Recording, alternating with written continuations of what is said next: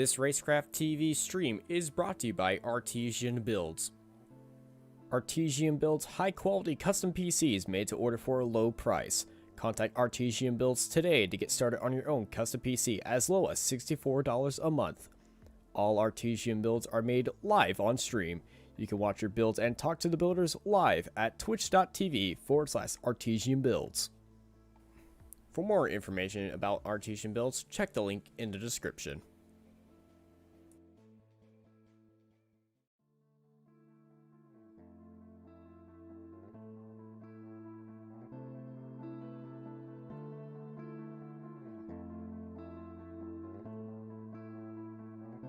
Howdy, howdy, howdy everybody, and welcome to the NRE Power Systems Cup Series here for round one of the playoffs at Homestead, Miami Speedway. You're here watching Racecraft TV for round one of the playoffs, and it has been a absolutely wonderful season of racing here in the NRE Power Systems Cup Series. I'm Austin. I'm joined by Tyler Vickery. Tyler, how are you feeling for this race? Excited, but at the same time, I don't know what to expect because Homestead is Homestead. You have so many different groups of racing in the real life, and then here it's a complete 180. So I'm looking forward to see how this race goes. I'm hoping we see a surprise finisher. Yeah, we might see a few surprise finishes, but it is something that we all have been looking forward to. It is our playoff drivers, and we got our playoff drivers up right here. Our playoff drivers, Greg Wellen currently leads the playoff standings here in round one, and he sits ahead of Nicholas Sacco, Rhett Tucker, Gabriel Ellison, Chad Coleman, Richard Beasley, Derek Mullins, Ryan Kendall, Bradley LaBeouf, Robert Richards, Chad Oxendine, Keith Bradley, Mark Truxell, Clinton Castleberry, Clinton Sneed, and Brandon Bullock are your top 16 drivers, and they are your playoff drivers. This is the order that the points are currently in for the playoff series. Now, this will be updated throughout the playoffs, so this is a very important graphic to be looking onto. But it's going to be a massive comparison to what's going on in the race, as we are currently out on track for qualifying as Andrew Navarro sits up on pole position, followed by Nicholas Sacco and Chad Coleman. And we do have a driver out on track. This is Eric Zimmerman. And the Buddy Project driver getting very loose out of turn 4. He comes across the line. Zimmerman going 12th with that second lap of his. Actually, that first lap, he's just starting a second lap. Someone who just finished his second lap is Curtis Critchley. And Curtis Critchley right now had his first lap negated, so here he goes crossing the line now. And jumps up to 7th. Good lap by Curtis Critchley right there. Great lap for Curtis Critchley. And Zimmerman just finished his lap. He stays in 13th. Derek Fulton from Stayner, Ontario, the driver and owner of Phantom Esports, 26-year-old in that number 7 car, comes across the line, and his first lap puts him up into 5th place. Yeah, he ran the quickest sector 2, the second half of the track, 1560. So gonna try to see if he can be able to make up some ground here, but it's gonna be very difficult for Derek Fulton to try to get some ground, because from a lot of the stuff I've seen throughout the entire week at Homestead, that first lap is going to be your one and done with a lot of these drivers from what I've seen throughout the week. And Fulton jumps up into 4th place after that lap. Chris Cinnamon at number 3 Chevy comes across the line. Does he improve on his time? Nope. No, he doesn't. Derek Mullins coming across the line right now. And he jumps all the way up to, I almost said 7th, 11th. 11th overall, 7 out of the playoff drivers. If you want to see what our playoff drivers look throughout the field, here is a broken down graph on our tower that takes out the rest of everybody else and shows them where your playoff drivers are lining up currently. So if you want, we might go and show that overall graph throughout and to show you who will be who is nearest the front and where everyone is throughout the grid. But currently that just looks very weird, so we're going back to the full graph.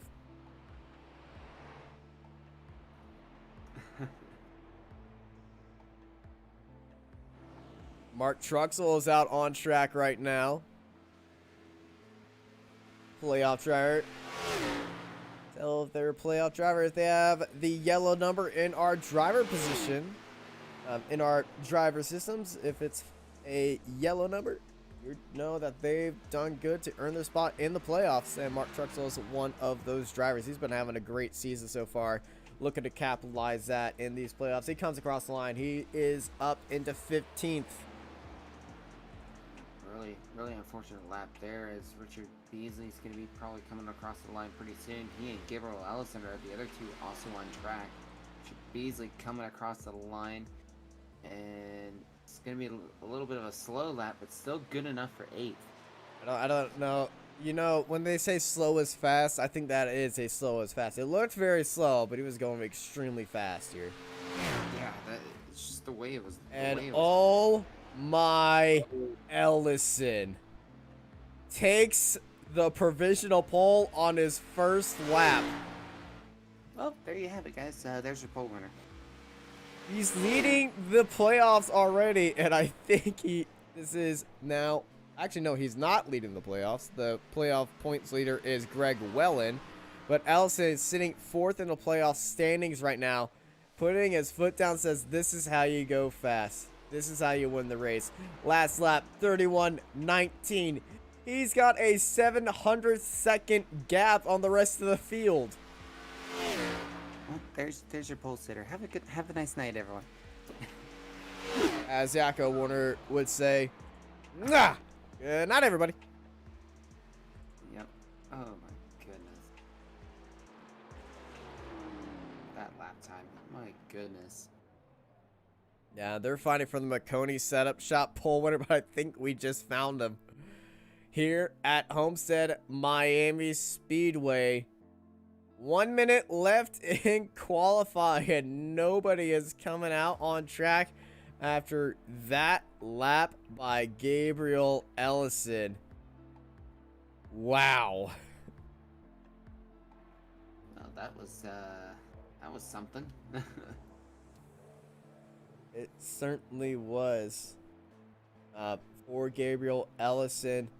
As let's take a look back at our championship standings and just show you who our playoff drivers are. Once again, to refresh everybody: Greg Willen, Sacco, Tucker, Ellison, Coleman, Beasley, Mullins, Kendall, LaBeouf, Richards, Oxenine, Bradley, Truxell, Castleberry, Sneed, and Brandon Bullock are your 16 playoff drivers.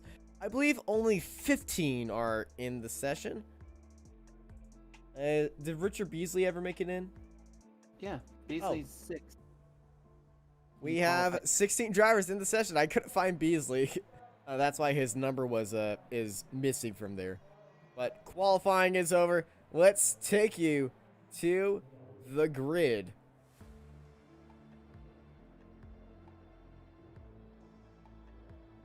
Gabriel Ellison starts up on pole position, followed by Andrew Navarro. Right behind him, Nicholas Sacco in the second row, followed by Chad Coleman, Derek Fulton, Richard Beasley, Greg Well, and Mark Truxell, Chad Oxendine, Chris Cinnamon, Rhett Tucker, and Curtis Critchley, your top 12.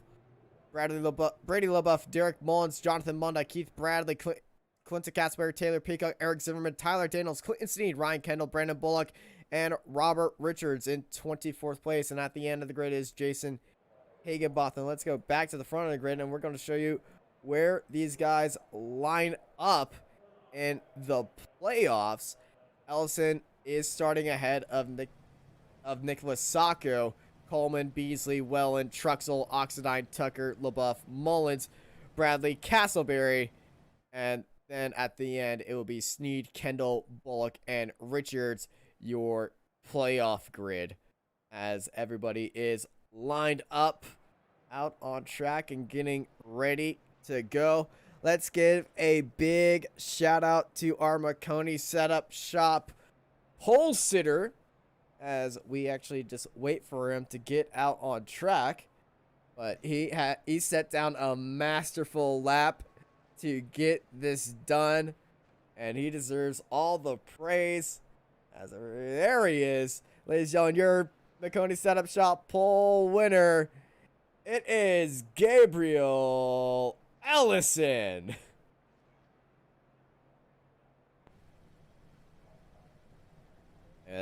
Since it's under the lights here at Homestead Miami Speedway, we can see the eyes of concentration into Gabriel Ellison's through his helmet with that clear visor, and it is something that he is definitely going to be proud of.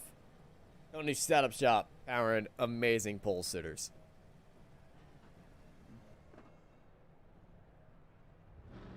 $200 laps here scheduled today as the field pulls off and gets ready to go.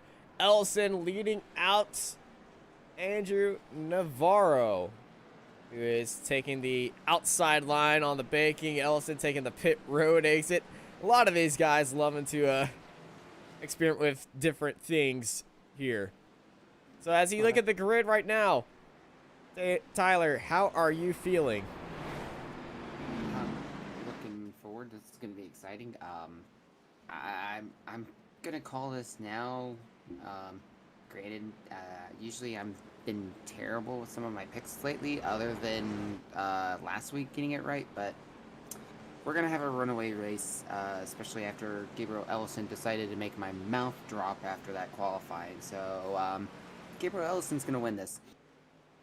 All right, your money is on Ellison taking in the win. I'm gonna go with not one of the playoff drivers though. Green. And it's green flag racing. The playoffs are underway.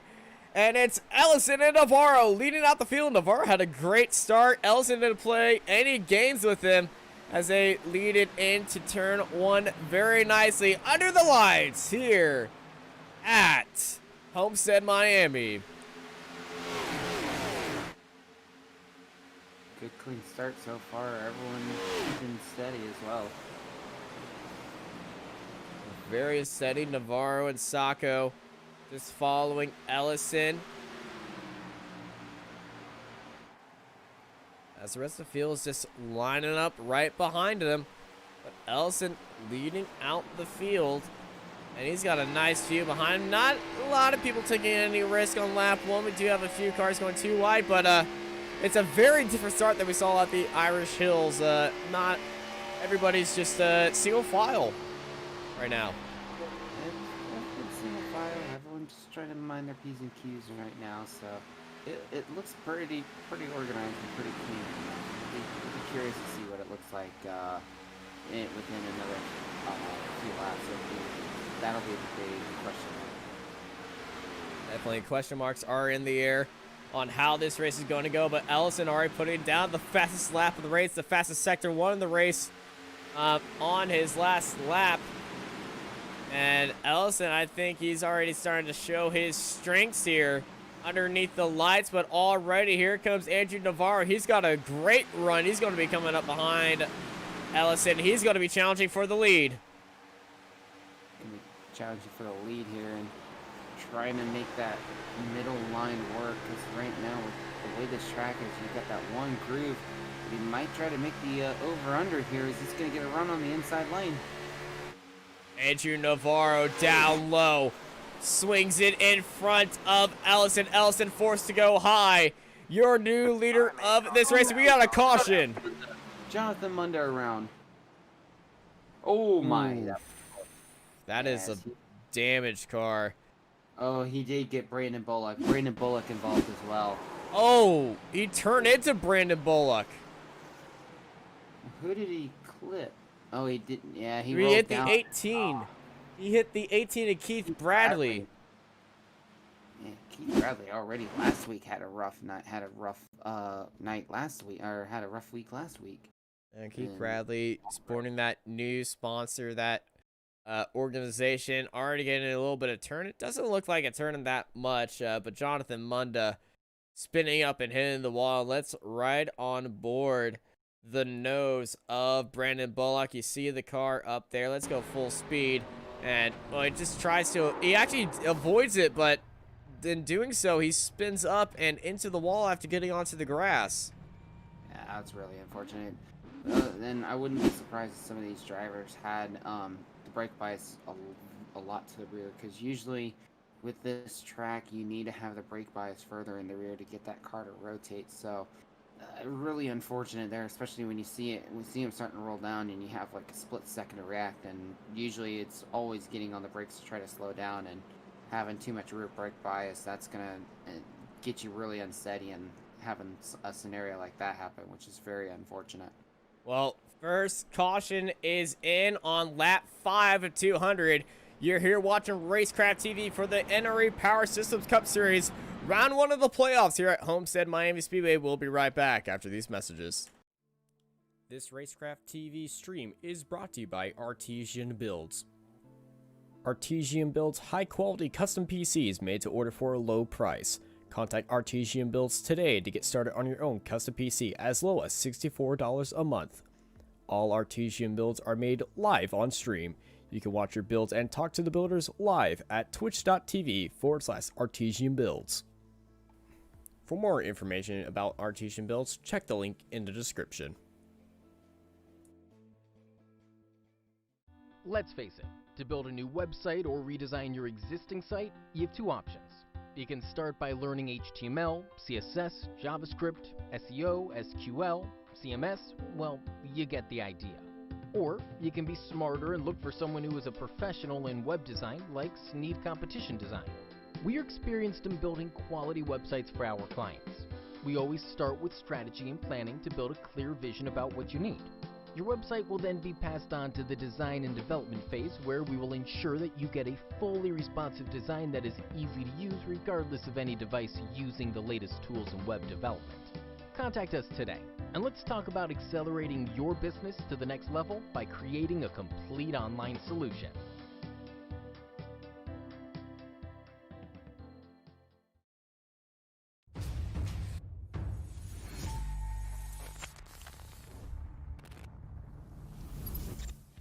At McConey Setup Shop, we offer custom-built setups for any asphalt oval car. Prices starting at just $5. Weekly setups available for all Legends, late models, modifieds, and NASCAR trucks, Xfinity, and Cup cars. Do you need one-on-one driver coaching? We've got you covered. Visit www.McConeySetupShop.com and find yourself in Victory Lane. McConey Setup Shop, handling all your setup needs so you don't have to. Welcome back to Racecraft TV. Green flag is back underway after a extremely abnormal short caution lap that caught everyone off guard, including everyone on the grid. Yeah, I think it's not everyone. I'm assuming iRacing must have put in their and took off the extra lap, because normally like shorter tracks they always keep that extra lap, but I guess Homestead is considered a super speedway, but I don't know. That was odd. Yeah, that was extremely odd. I haven't seen that. We already had a bit of 3 wide. Curtis Spiritually, Chad Oxendine, and Richard Beasley stuck 3 wide for a little bit. They're still going to go 3 wide, 2 wide up front in the lead between Navarro and Ellison. Ellison looking down to the inside. Navarro onto the outside line. Ellison dives down low, trying to take back the lead. And Gabriel Ellison is going to get that solidified right there. Gabriel Ellison back into the lead here at Homestead Miami Speedway. Yeah, and Ellison's taking it That's over. Navarro. Yeah, Navarro on that low line, which that low line's more the preferred right now, but you can see once that middle line and high line starts getting rubbered in, that preferred line's going to slowly but surely move up to the middle and high line, and we're going to start seeing some insane battles from the high and low line. Navarro diving down low, and oh, he's showing the door to Ellison. And Ellison immediately on the bumper of Navarro. I think he may have gave him a nudge there, saying, I'm not happy about that. But Andrew Navarro in that Miami Vice paint scheme, he's certainly at home on this track. Oh, yeah, without a doubt there. Yeah, I would not be surprised if Ellison gave him a little bit of a bump. Man, that was an early slide job. And look at Nicholas Sasko, Rhett Tucker. Jesus, where has Rhett Tucker been? He's up 7 spots already since the start. Yeah, Tucker and Nicholas Sacco. Well, Sacco's been up in third, but Rhett Tucker's been making move. And Nicholas Sacco is up into third. And here goes Rhett Tucker trying to show him around the outside. 2 playoff drivers. Well, actually, we got 3 playoff drivers in the top 4. Ellison, Sacco, and Tucker. Man, Tucker just came out of nowhere. It's like, I think it's caught a few people off guard, but boy, he's coming in with a lot of steam, and Tucker trying to see if he can get the over-under cut here, but it's not going to be able to work right now, and I think Tucker's going to just play the patient game now, as he's within reaching distance of Navarro and Ellison, so I think Tucker's now going to try to play the patient game here, as he's running that middle line currently coming out of turn 2. Indeed, they are. Tucker's just sitting behind them and watching carefully. One of our playoff drivers. The only playoff driver that you do not see at the start is the leader.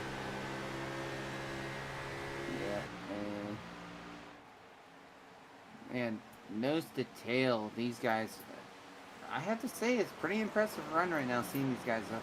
Still, I mean, top 10 is only within a second and a half of each other right now, so a lot of timing. Here goes Nicholas Sasko on the inside of Greg Wellen now. Sacco looking down low. Andrew Navarro probably inviting a little bit of block. Nicholas Sacco hold on the inside line, trying to get ahead of Gabriel Ellison. Side by side they go. Navarro is licking his lips at this opportunity, because this is going to be holding up Ellison as he's going to get back into second place. But Sacco is down there. They're going to go side by side still through turns 1 and 2. Side by side, and these guys are still giving it all right now. Sacco's still able to hang on to the inside lane, heading down the back stretch.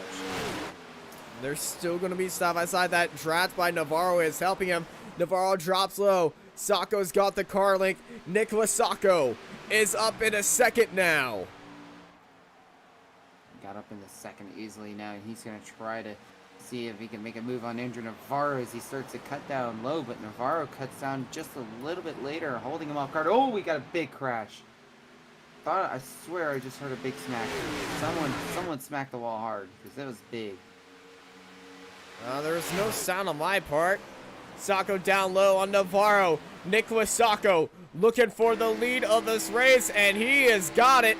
We got a new leader of this race. The 29 of Nicholas Sacco across the line, but now Navarro is going to try to challenge him around the outside. Navarro and Sacco going side by side, wheel to wheel. Navarro going high, Sacco going low. The iRace design car swooping the nose of Andrew Navarro. What a great move by Nicholas Sacco, taking over the lead. And here goes Andrew Navarro sending it in a little deep, trying to get the run, but it might not have been enough. But won't have the speed off the exit. Nope. It's not. He's having to give it up, and he's going to lose some time too as well. That middle line, I think, has started to get in, and here comes Ellison trying to catch up to his playoff rival. He definitely wants those playoff points, and all these playoff drivers want them. And the top 5, we have 4 playoff drivers: Sacco, Ellison, Tucker, and Coleman. Look at Coleman fighting with Rhett Tucker as well on the inside. Coleman's just giving a very little bit of nose, and then look at the 7 of Derek Fulton. Curtis Critchley's coming out of nowhere too. He's up 5 positions since the start of the race. That Curtis Critchley and Derek Fulton, not playoff drivers, but they're racing with the big boys right now. And they definitely want to strut this stuff. They might not be in the playoffs, but they are still able to win this race. Still able to win this race indeed, and they're getting some really good hard fights right now, as race is on, and right now we're on lap getting Tucker, ready to complete Coleman. lap 19.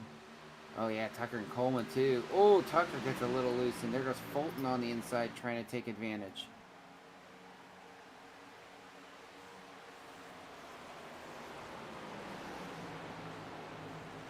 Yeah, Rhett Tucker third in the playoffs. Coleman fifth in the playoffs. Coleman gets ahead of Tucker. And now here comes Fulton ahead of Tucker. Tucker is really starting to struggle. I think he's pushing a little hard as he's now starting to fall. And here goes Curtis Critchley now on that low line. It seems like that low line is still the preferred line, but we're starting to see some moves on those middle lines. But right now, it still seems like the low line is the preferred. Yeah, Critchley and Tucker still side by side. The only side by side action we're seeing. Rhett Tucker falling down the field. Had an amazing start, but I think those tires are starting to scream, "Help us!" because they are running out, and that low line is just plowing through him right now.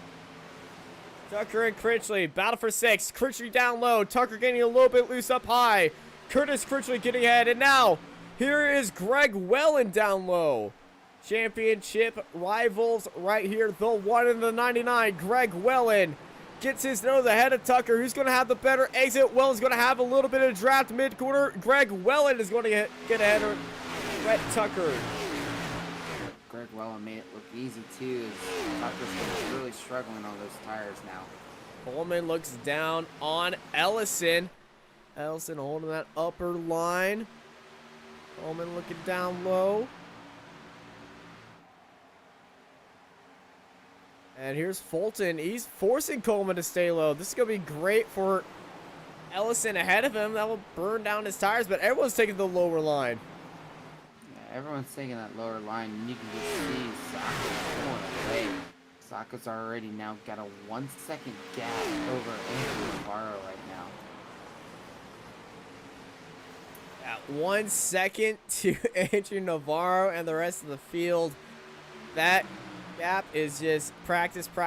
Navarro under pressure from Gabriel Elson, who wants to get back to that top spot, and that low line is packed up. Who's going to get the better exit? We're going to exit 3 wide.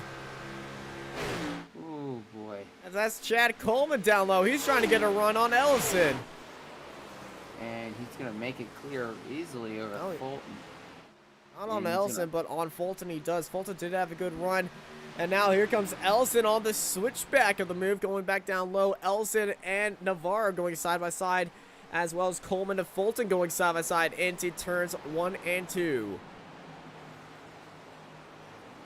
Yep, as Fulton does the crossover move on Chad Coleman. And we're side by side for second place right now with Navarro and Gabriel Ellison now, as Ellison's now on the low line.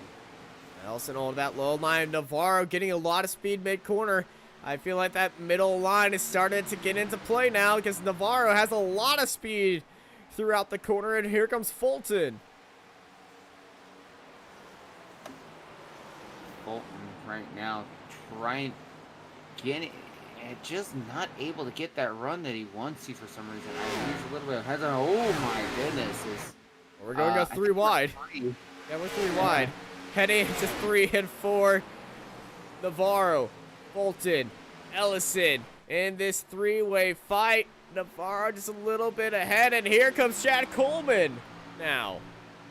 Got Chad Coleman. Here's Greg Wellen further up as we're on board with Chad Coleman now, trying to see what he can do here. As you can just see the onboard.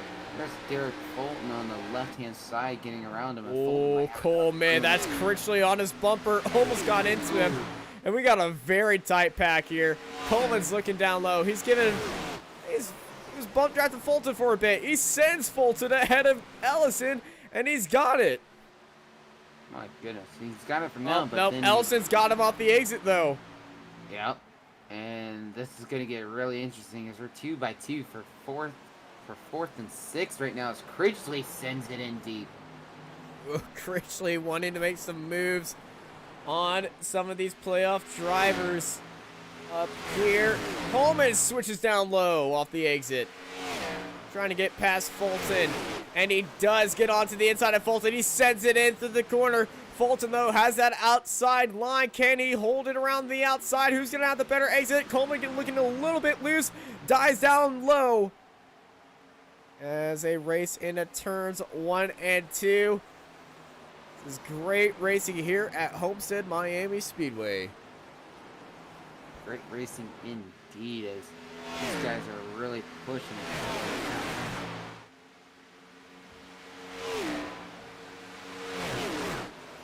Chad Coleman does get past Fulton, entering turns 3 and 4, but Fulton has that outside line. And as they continue to do that line, it's just the differences in tire wear is going to be just going to be absolutely out of this world.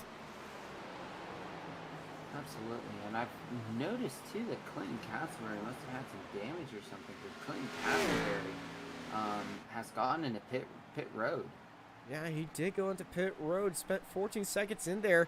No fast repairs allowed anymore, so if you get damaged, you're going to have to get the hammers out. It looks like it was a planned pit stop, because 14.5-second pit stop, and pit entry to pit exit was just a little over 35.5, so interesting strategy there by Clinton Castleberry. We're going to see if that pays off, trying to go for maybe a stage victory here early on, as Nicholas Sacco leading 1.8 seconds ahead of the field. Unbelievable. Looking at our battle for second, Ellison and Navarro. Ellison getting closer and closer to Navarro. Let's run on board of Gabriel Ellison as he tries to fight it in for second place. Navarro lunging ahead of him into the first turn here at Homestead Miami Speedway, which I must say was designed to be a mini Indianapolis. They tried to make Indianapolis a 1-mile track with banking, short chutes, and everything. And the racing wasn't as good as what they liked, so they redid the entire circuit into the track we know now. So far, it's made it pretty unique. That's especially on the real life side. It's been really unique. So something you don't ever see too often. Yeah, most of the tracks we see are tri-oval, D-shaped, that are in the 1-mile range. We don't really get the straight-on approach anymore, and some might say that would be a boring design, but hey, sometimes the best designs are the boring designs because they provide amazing racing. And here is just absolutely golden. Wide track, a little bit narrower in the corners, but let me tell you, it is certainly fun to race here. Oh, absolutely. It's fun to race in. It's a great challenge as well.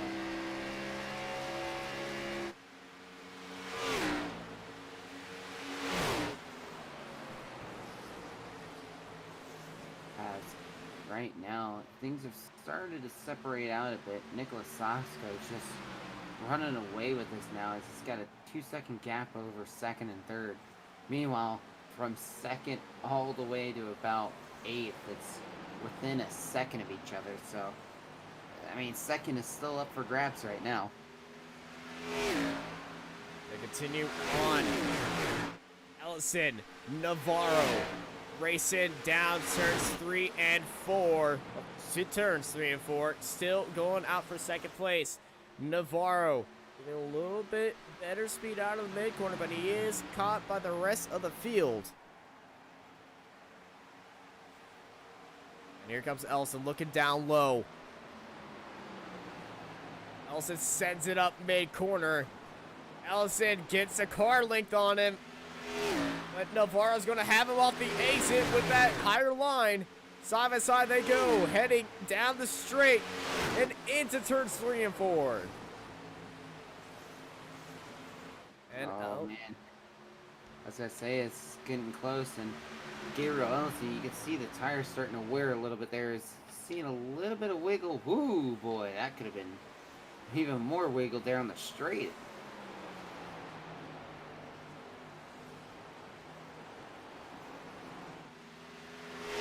Is way up on that high line too. there goes Ellison around Andrew Navarro, and Navarro's just running that high line. That high line working good for Andrew Navarro, but not anymore as Gabriel Ellison gets a big lead. And here comes Chad Coleman. 3 playoffs drivers in the top 3. Navarro's got the speed off the exit. Can Coleman get into 3rd place? And it looks like he might, but he's got to do a slide job. Oh, And look at it's- Welland. no, my goodness, almost. And out of nowhere, Greg Welland challenging Navarro. He sends it into turn 3. Greg Welland, one of those drivers that had a little bit of a struggle in qualifying, making it up in the race, and he is one of the best drivers I've seen out of these drivers. He's one of the better drivers in conserving his tires and making them last to the end, and you can see it here as he's making easy work of Andrew Navarro. And Greg Welland ahead of Navarro, the top 4, all playoff drivers, Sacco, Ellison, Coleman, and Welland. And then it's a few more. Then it's Richard Beasley leading that next playoff group, followed by Oxidine Mullins. And Rhett Tucker's back down into 8th. He was up there into 3rd at one point. What's happened to Rhett Tucker? Tucker's got to be struggling with those tires, and that's the whole thing with Tucker. He just pushes that car too hard at times, and you can just see he's running that super high line, trying to get something to work, but it's not working for him. There goes Robert Richards on the inside line, and more than likely will make a clean pass on him, going into 3, and look at that, super easy. Oh, as I contradict that. That's a commentator's curse right there, and they're going to go 3 wide down the front straight. Boy. That's Clinton Castleberry all the way down low. And Castleberry, he's a lap down. He's the one that took tires too, so Robert Richards got out of Dodge quick, and that was a smart move by Robert Richards because Castleberry is on the move. And yep, it comes out right now. Clinton Castleberry will be the lucky dog. And you're going to see his pace compared to everybody else. He looked like Lightning McQueen at the start of the movie of Cars. He's closing down on the field. Already back on the number 2 of Derek Mullins. And is making fairly quick work of it. And there's a freaky fast 4 of Chad Oxidine, another playoff driver. And don't forget, Castleberry is as well as playoff driver. Yeah, it's a very, very interesting move by Castleberry, but he's trying to look at hoping that some of these drivers are going to come into the pits and possibly be able to get him on the lead lap and maybe take away some stage points. But it's going to be really, really tough for Castleberry trying to make any gains if this does not work.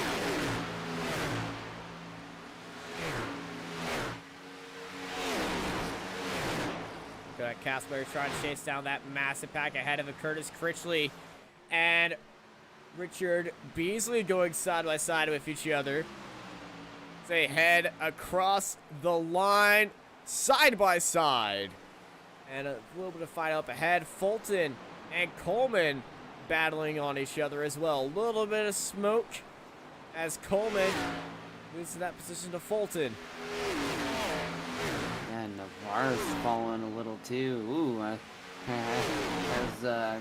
way in the background there, you saw Clinton Castleberry get a little loose. Castleberry is struggling with those new tires. I think they're hitting that point where you can't push him as hard as you want to now. But he is certainly much faster than everybody else. Coleman looking in on Fulton once more. Lap 45 of 200.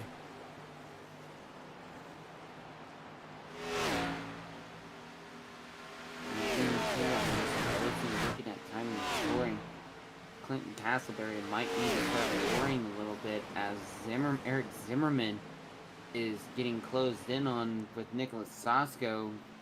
As we're watching this battle with Chad Coleman and Derek Fulton, Eric Zimmerman is 28 seconds behind Nicholas Sasko, and if Nicholas Sasko gets around Eric Zimmerman, Zimmerman's going to be your lucky dog instead of Clinton Castleberry. And Eric Zimmerman, well, He's just a little bit ahead of Sacco, but Nicholas Sacco is closing in on Zimmerman. This could be the race on who will be the lucky dog as we are approaching the first stage ending very soon.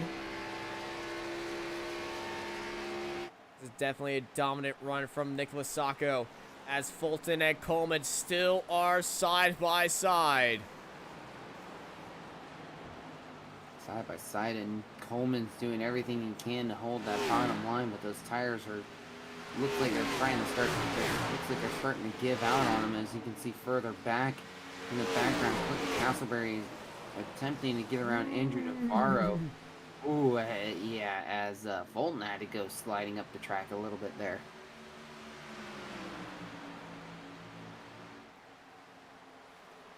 Chad Coleman taking it down on the low line again. Garrett Fulton hanging on that middle line, as boy, these guys are getting pretty close together. Guys are getting absolutely nutty with each other.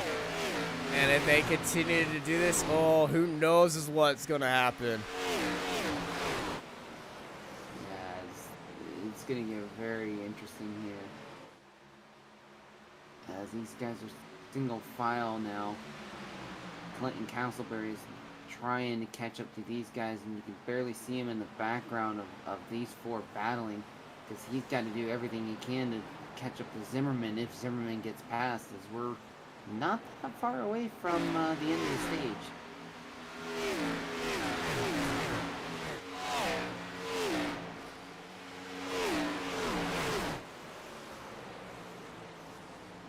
These guys have started to just tone down a bit. I think these guys are knowing that it's getting close to the end of the stage, and their tires are completely worn out now.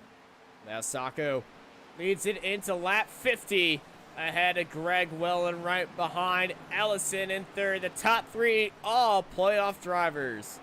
Fulton breaks off that gap with Chad Coleman. If you want to see where our playoff drivers sit in the overall scheme of things, with the non-playoff drivers removed, and here they are throughout the field on our timing tower.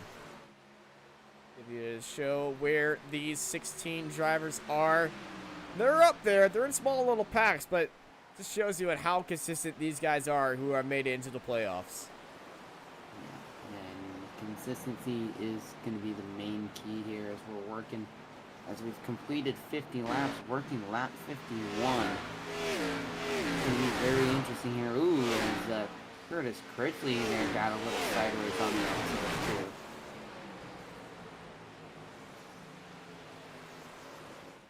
See Curtis Critchley sending it in there a little deeper than expected, but he's able to get the run, and Richard Beasley now trying to see if he can make a move, but it's just not working right now for Richard Beasley.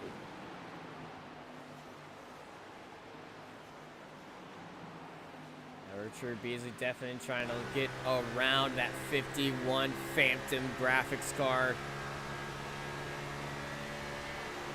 And they gotta worry too now. Zimmerman has been lapped, and they are closing in on Zimmerman too, so they've got to keep an eye on lap traffic, as well as looks like Zimmerman's gonna stay down low for these guys, trying to bide their time and everything. And Zimmerman's trying to play the patient game for them, trying to let them by easily. Oh boy, oh, as he's sliding up in front of Greg Wellen there. Keeping it clean, and Castleberry knows he needs to start charging now if he wants to get that lucky dog. Zimmerman is struggling on these tires. Zimmerman in a very precarious situation, letting everybody by. And if he's not careful, he will lose that lucky dog spot, because that next car behind him, it is Clinton Castleberry. And when that stage, he's got about 5 laps to go before Castleberry could catch up to him. And if Castleberry does catch up to them, he will be the new lucky dog. Yeah, as there goes Derek Mullins on the inside of Clinton Castleberry. So it looks like Castleberry is struggling on those tires now already, as he's getting passed by Navarro as well. Ooh, Navarro! That could have been Mullins, there goes big Derek wiggle. Mullins, big wiggle. Yeah, boy. Guys are starting to really get loose now, coming out of the corners. Mullins, one of our playoff drivers, already showing a little bit of struggling in this extended lap. And this is definitely not good if you're Derek Mullins or Castleberry. You're stuck behind guys who are very old tires. They start struggling for grip. They're 4 wide entering that corner. 4 wide, and my goodness. Oh my goodness, as Chad Oxendine slides it up a little bit there. Oh, almost gets into Clinton Castleberry. Yeah, this is the battle for Oxide. That number 4 car is currently sitting in 10th right now, being the last point scorer at the end of this stage.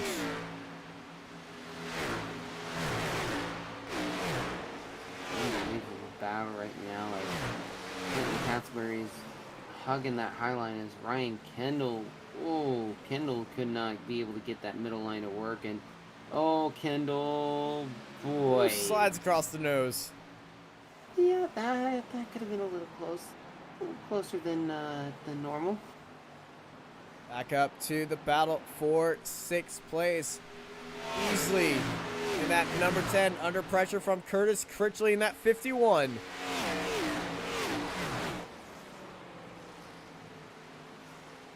Curtis Critchley just trying to get everything out of it he can, but it's just not going to be enough right now. And looking further ahead of Derek Fulton now.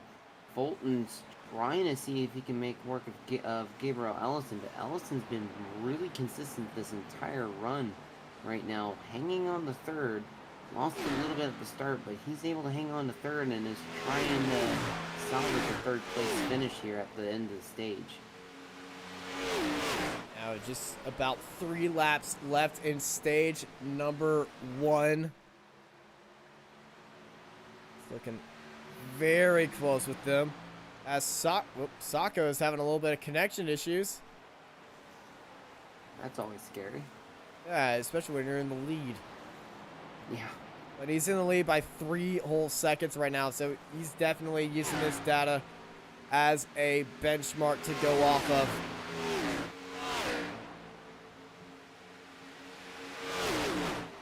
As the rest of these guys continue to race it on. Sacco going to take it a lap 60.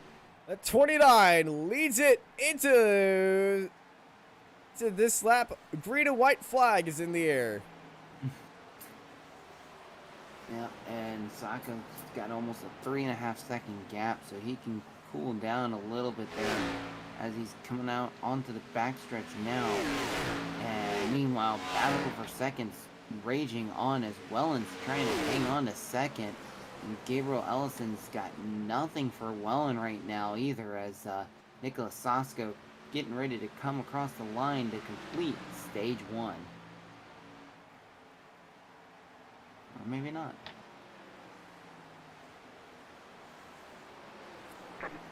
There it Okay. is. Wait, they were playing us. They were playing us a little bit, trying to make us think that we're going crazy. Admins, can you please not scare us? It's been a crazy enough day as it is. We don't need it to be even crazier. Well, taking the win of stage number 1 is Nicholas Sacco, and he's going to be ahead of our point scorers: Greg Welland, Elson, Fulton, Coleman, Beasley, Critchley, Mullins, Navarro, and Kendall. Out of those stage drivers, 7 of them are in the playoffs as they come behind the iRacing pace car. You're here watching Racecraft TV, and we'll be right back for the start of stage number 2. This Racecraft TV stream is brought to you by Artesian Builds. Artesian builds high-quality custom PCs made to order for a low price. Contact Artesian Builds today to get started on your own custom PC as low as $64 a month. All Artesian builds are made live on stream. You can watch your builds and talk to the builders live at twitch.tv/Artesian Builds. For more information about Artesian Builds, check the link in the description. Let's face it, to build a new website or redesign your existing site, you have 2 options. You can start by learning HTML, CSS, JavaScript, SEO, SQL, CMS, well, you get the idea. Or you can be smarter and look for someone who is a professional in web design like Sneed Competition Design. We are experienced in building quality websites for our clients. We always start with strategy and planning to build a clear vision about what you need. Your website will then be passed on to the design and development phase, where we will ensure that you get a fully responsive design that is easy to use regardless of any device using the latest tools in web development. Contact us today, and let's talk about accelerating your business to the next level by creating a complete online solution.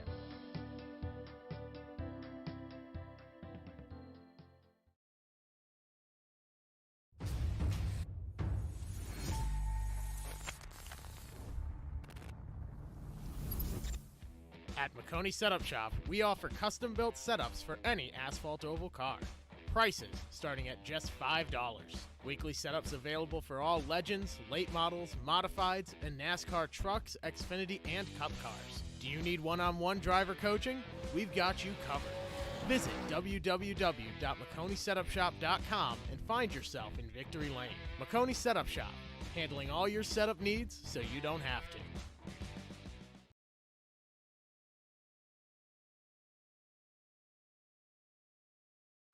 Welcome back to Racecraft TV. We're back here live at the start of stage number 2, and it is Greg Wellen up in the lead, the Hunter Pence Baseball Academy driver from Menifee, the 40-year-old, and he is looking absolutely great up there, leading out this field under our second caution of the night. 60 laps stage, and we saw at the end of the 60 laps, cars were struggling with these tires, and we saw a few drivers try to go for that mid-stage pit stop. Well, it just didn't work out for them. But Chris Cinnamon, he is back. He was able to get back onto the lead lap. He is currently sitting in 13th now. Actually, no, it wasn't. It was Clinton Castleberry, and he is still stuck okay, at lap. Yeah. They both start with Clinton. I'm going crazy over here. And the iRacing pace car is playing an absolute game with us right now, because earlier was extremely short, now it's extremely long. Make up your mind, iRacing. Gotta love it. Gotta love it, right? I know, it's great. It just iRacing just loves to mess with their mind at times. They'll do one thing, then they'll switch it to another. Then they'll say, oh, we've got 5 laps of caution. All of a sudden, no, we only have 2 laps of caution. So, yeah. Yeah, and started up onto the inside is going to be Nicholas Sacco, our stage 1 winner. Let's right on board and inside his cockpit. He's looking absolutely focused right now. One stage, won by 3 whole seconds. Can Greg Wellen hold him off, or can these two pull away from the rest of the field?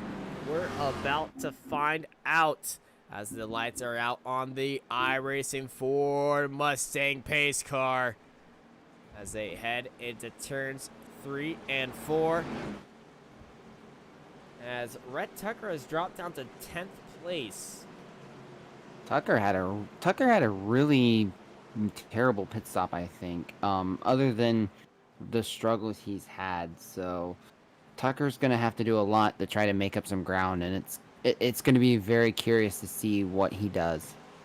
Well, as the cars are getting revved up and ready to go, it's time to go. Green flag, racing for stage number 2. There goes Greg Wellen.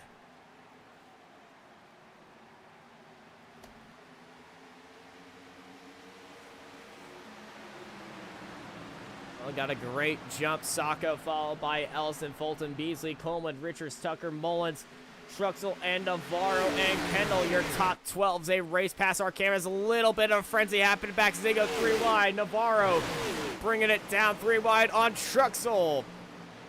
And Tucker doing his starts again, getting a great restart, but he's got to look after those tires. Yeah, he's got to work on those tires, because if he tries to push too hard like he did in stage 1, it's gonna bite him big time near the end of the race, when we're gonna be going about 80 laps the total distance for that stage 3, and that's where it's a big make or break there. Here right on board of Greg Well. Look at it back at the rest of the field. We got a car going very low. Ooh, who was that? Oh no, but man, that was. I don't know, but man, that was a scary. That was a scary moment. I think that might have been Ryan Kendall struggling for grip, as he falls all the way back to 16th. And yeah, there's Ryan Kendall. Oh, getting very loose. He drops down low. Boy. Almost avoids catastrophe right there. Let's go back live. Yeah, that was a close moment there. As Nicholas Sasko now closing in on Greg Welland. Greg Welland probably being very consistent, just being very cautious with his tires, not pushing too hard as everyone is sneaking back and forth. And Sasko sends it in deep here. And, ooh, Greg Welland was not expecting it. And Nicholas Sasko takes over the lead.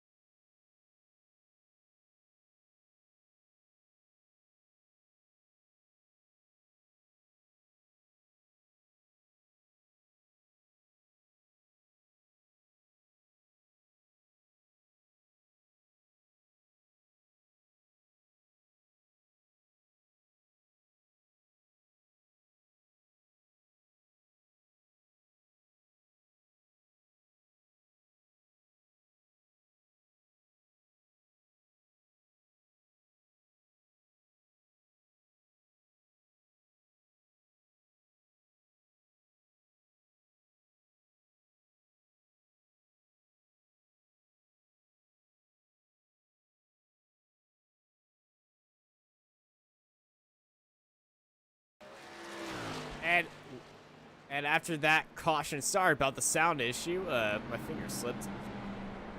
My bad. After that caution, we'll be right back after this commercial break. This Racecraft TV stream is brought to you by Artesian Builds. Artesian builds high-quality custom PCs made to order for a low price. Contact Artesian Builds today to get started on your own custom PC as low as $64 a month. All Artesian builds are made live on stream. You can watch your builds and talk to the builders live at twitch.tv/Artesian Builds. For more information about Artesian Builds, check the link in the description.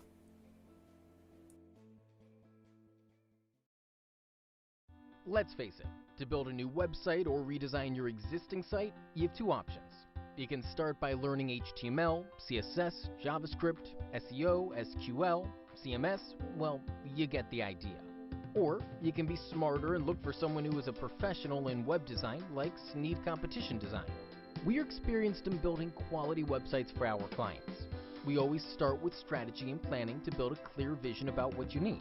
Your website will then be passed on to the design and development phase, where we will ensure that you get a fully responsive design that is easy to use regardless of any device using the latest tools in web development.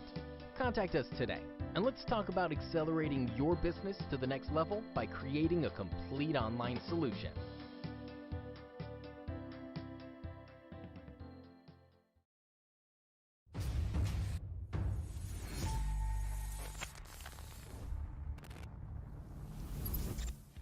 At McConey Setup Shop, we offer custom-built setups for any asphalt oval car.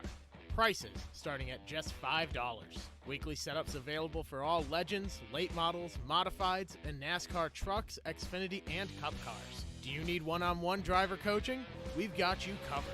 Visit www.McConeySetupShop.com and find yourself in Victory Lane. McConey Setup Shop, handling all your setup needs so you don't have to.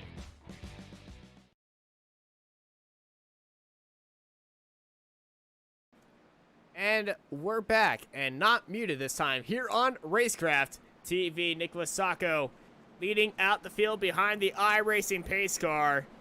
And a stage 2 underway, and once again under caution after a massive incident with one of our playoff drivers. And Keith Bradley, that 18 car, currently sitting in 17th. He's back out, still out on track. Still trying to catch up to the field. Be curious to see how that rear bumper looks still on Chris Zinnemann, because that was a huge impact in the rear there. Because we know he had a lot of damage from that impact with him and Keith Bradley. Well, lights are out, and these guys are getting ready to go back racing here at Homestead, Miami for the NRE Power Systems Cup Series Round 1 of the playoffs. And it's time to get back and ready to go. Back to green. Flag racing. Green, green, green is in the air. Nicholas Sacco had a great start. Greg Welland was asleep at the trigger there. He did not fire off when Nicholas did, and you could see the difference there. Nicholas Sacco already got a 2-car length lead, and Greg Welland is having to fall back to 3rd, maybe even 4th now.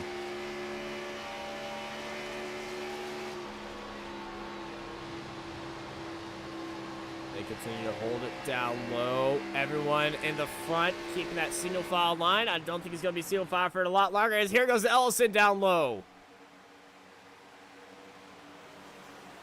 Ellison sends it down on the inside line and makes it clear. Greg Welland trying to get some ground back, but oh my goodness, that was...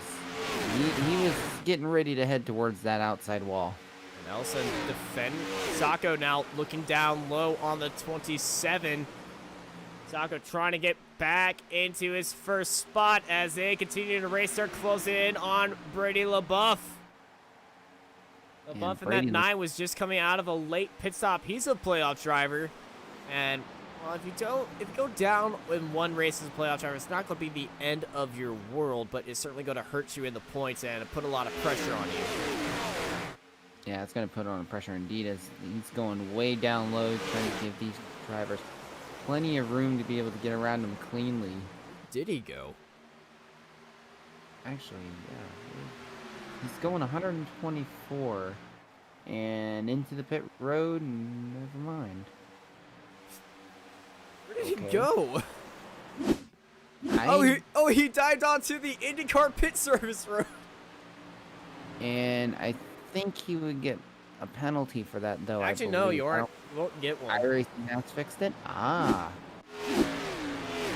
I do know on the road course, if you do, you can do that legally, and it won't give you a penalty. Ah, good to know. Don't try it in a race. You will get banned. I wouldn't be surprised. Especially if it's a league race.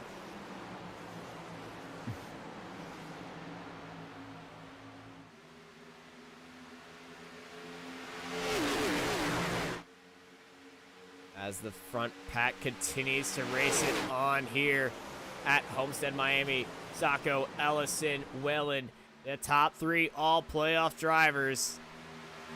And some of the most consistent drivers here in the NRE Power Systems Cup Series. We see Rhett Tucker, one of the more aggressive drivers, look down low on Coleman. He sends it down low. Tucker up into 5th. Tucker up into 5th, and you can see Tucker's just pushing the car.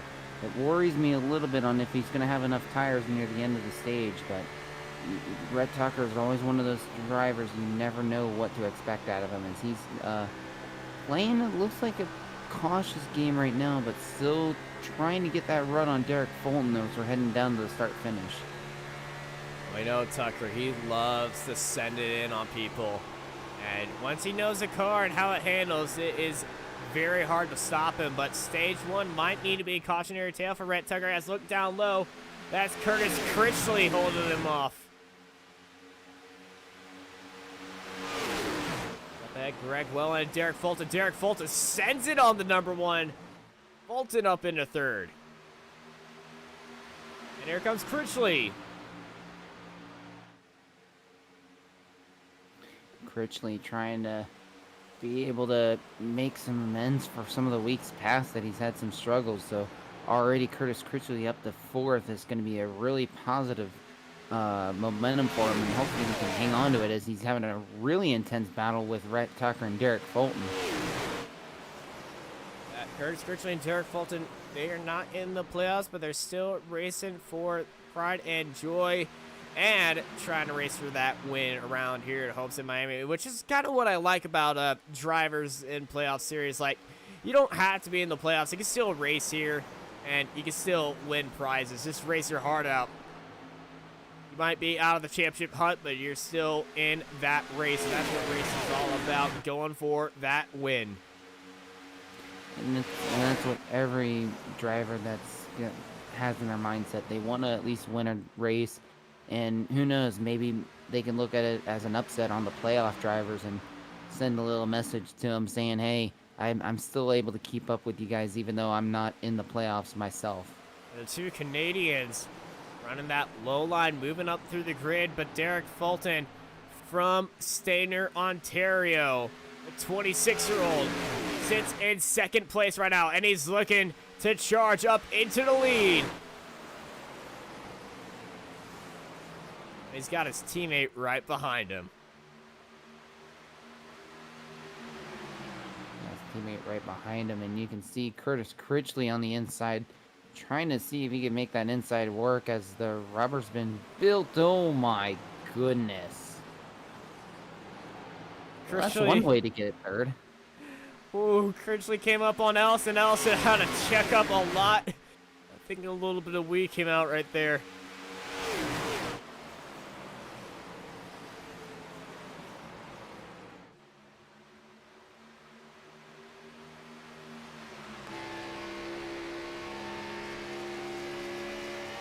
As we look back from Nicholas Sacco on Derek Fulton, he just sits behind him and just keeps that Phantom graphics car just planted on the gearbox. But Sacco is so fast in these corners. He has this track mapped out to a T.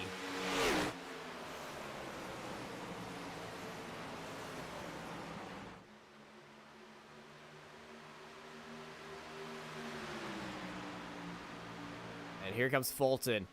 Got a great run. He was in the draft looking down low. There goes Fulton. New leader of the race, Derek Fulton. And new 2nd place, Curtis Critchley holding down the inside line. Can he hold it off for 2nd?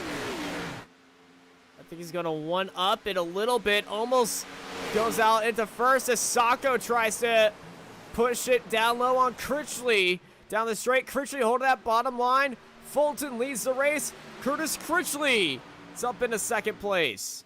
And what a move by Curtis Critchley. Still side by side with Nicholas Sacco. But at the same time, now he clears him, and it's, I mean, you've got Derek Fulton who's on the same tires as Nicholas Sacco and Gabriel Ellison. Meanwhile, you got Curtis Critchley on fresher tires, only by 9-lap difference. So Curtis Critchley is just rolling with these fresher tires right now. Everybody on these fresher tires, but Curtis Critchley, he went to the pits on that yellow flag, and he's showing how those new tires are working. They might just be 9 laps old, 9 laps sooner, but they are not hitting the wall as soon as these guys are. Curtis Critchley, 51, is up in the lead.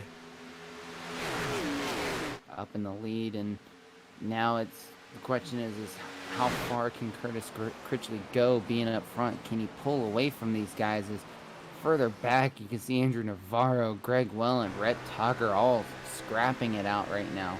Navarro, also one of those new tire stoppers. He goes down low on Wellen using that. I think these tires that everyone started out on is starting to hit the wall as Navarro makes easy work on Wellen, and now he's closing in on Rhett Tucker. Yeah, closing in on Rhett Tucker, and he knows how Rhett Tucker's going to run him. So he might make Tucker run a little super aggressive. You can see Tucker diving it down on the low line, and that's what Navarro wants, because then he's going to have a great run here, come down on the inside, and then absolutely take over Rhett Tucker going into turn 1. And just like that, Navarro is up to 5th. Adrian Navarro, not a playoff driver. Very big impact because the playoff drivers and the non-playoff drivers share the same amount of points in the position. So Tucker would need to be ahead of Navarro to score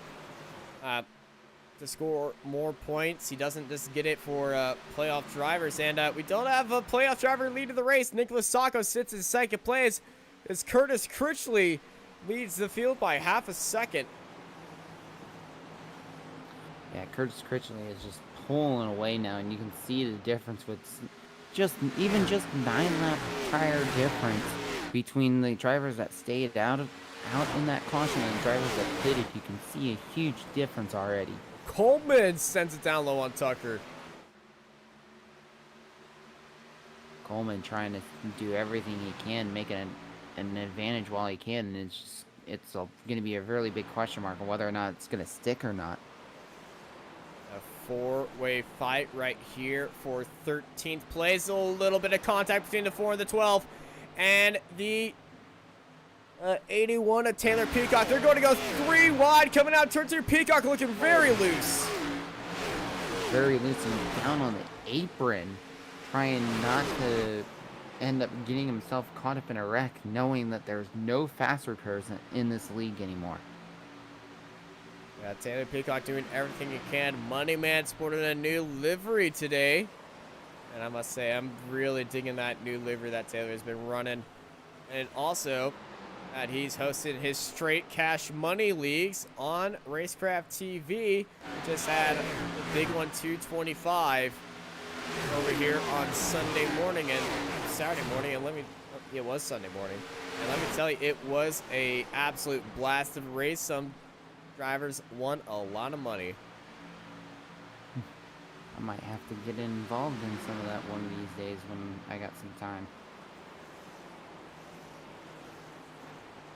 And I know one of those drivers, Andrew Navarro, was one of those money winners. He won $10 for leading halfway through the race, and probably the funniest situation ever.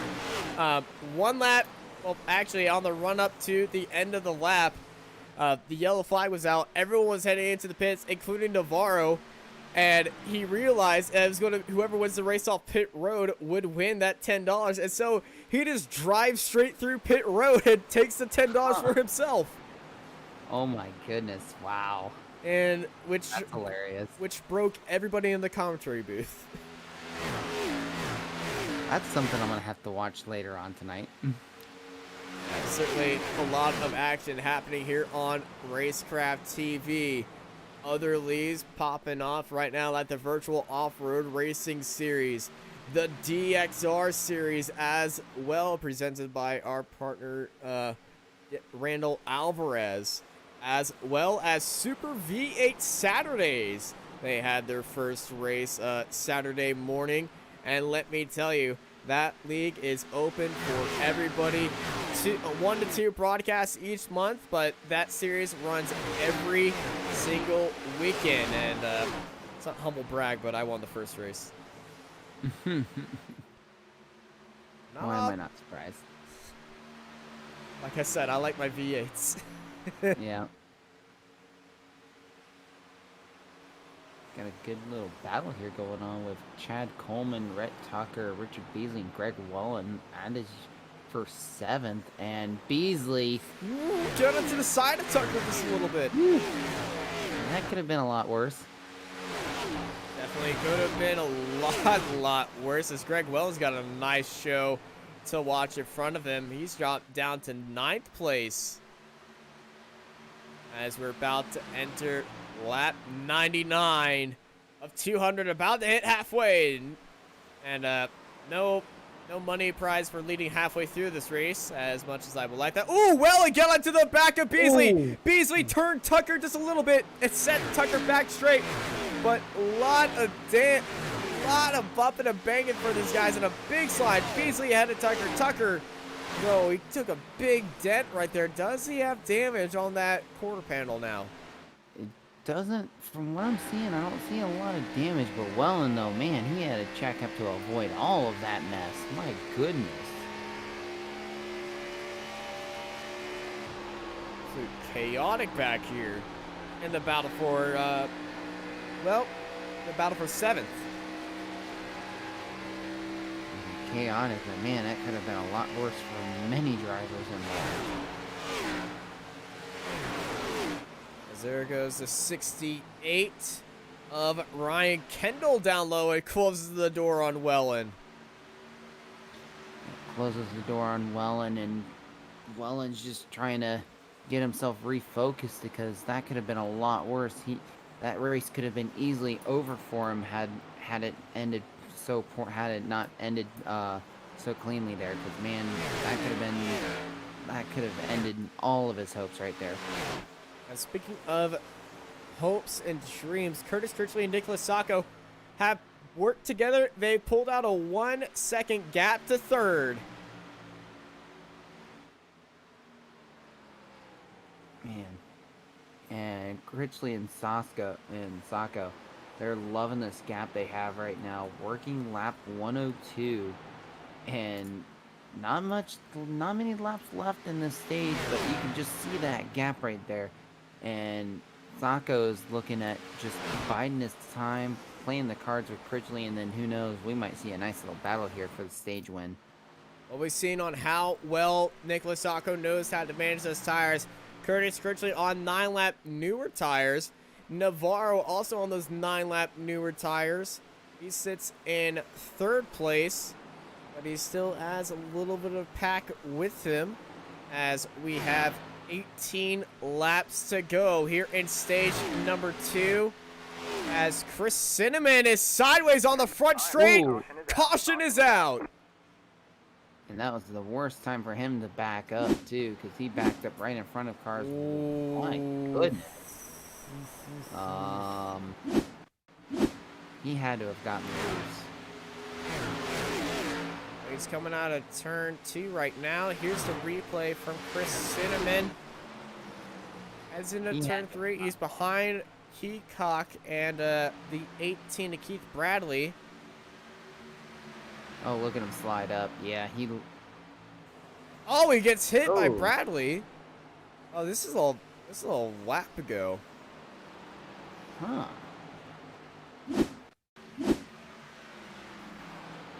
Oh, he got into Bradley again coming out of turn 3. I think better rewind that a little further back. Rewind. Let's see. Oh, yep. A little bit of door banging again with each other. Second time that these two have gotten into each other. Bradley. Oh, Cinnamon gets loose like I called it. Oh, and then just gets. The 18 Yeah. comes down on him. Yeah. These two are definitely not being friends right now. So we have 3 drivers staying out of the pit lane. It's Critchley, Navarro, and Castleberry. They stay out. And Ellison heads into pits. Who's going to be winning this race off of pit road? It's going to be Taylor Peacock. What? 2 tires. He took 2 tires. And the racer second is going to be Gabriel Ellison ahead of Sacco. Fulton, Coleman, Beasley, Kendall, Wellen, Tucker, Mullins, Truxell. Your top 14. Curtis Critchley and these others decide to stay out. As you're here watching Racecraft TV, we'll be right back after these messages. This Racecraft TV stream is brought to you by Artesian Builds. Artesian builds high-quality custom PCs made to order for a low price. Contact Artesian Builds today to get started on your own custom PC as low as $64 a month. All Artesian Builds are made live on stream. You can watch your builds and talk to the builders live at twitch.tv/Artesian Builds. For more information about Artesian Builds, check the link in the description. Let's face it, to build a new website or redesign your existing site, you have two options. You can start by learning HTML, CSS, JavaScript, SEO, SQL, CMS, well, you get the idea. Or you can be smarter and look for someone who is a professional in web design like Sneed Competition Design. We are experienced in building quality websites for our clients. We always start with strategy and planning to build a clear vision about what you need. Your website will then be passed on to the design and development phase, where we will ensure that you get a fully responsive design that is easy to use regardless of any device using the latest tools in web development. Contact us today, and let's talk about accelerating your business to the next level by creating a complete online solution.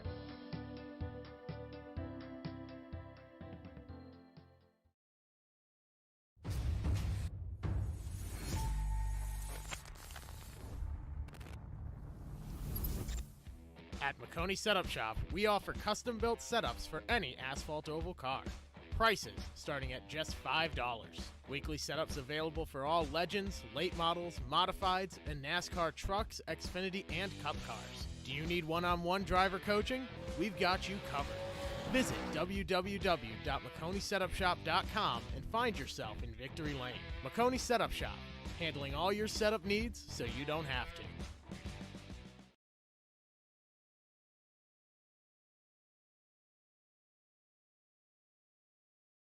Welcome back to Racecraft TV. We're back here live at Homestead Miami Speedway.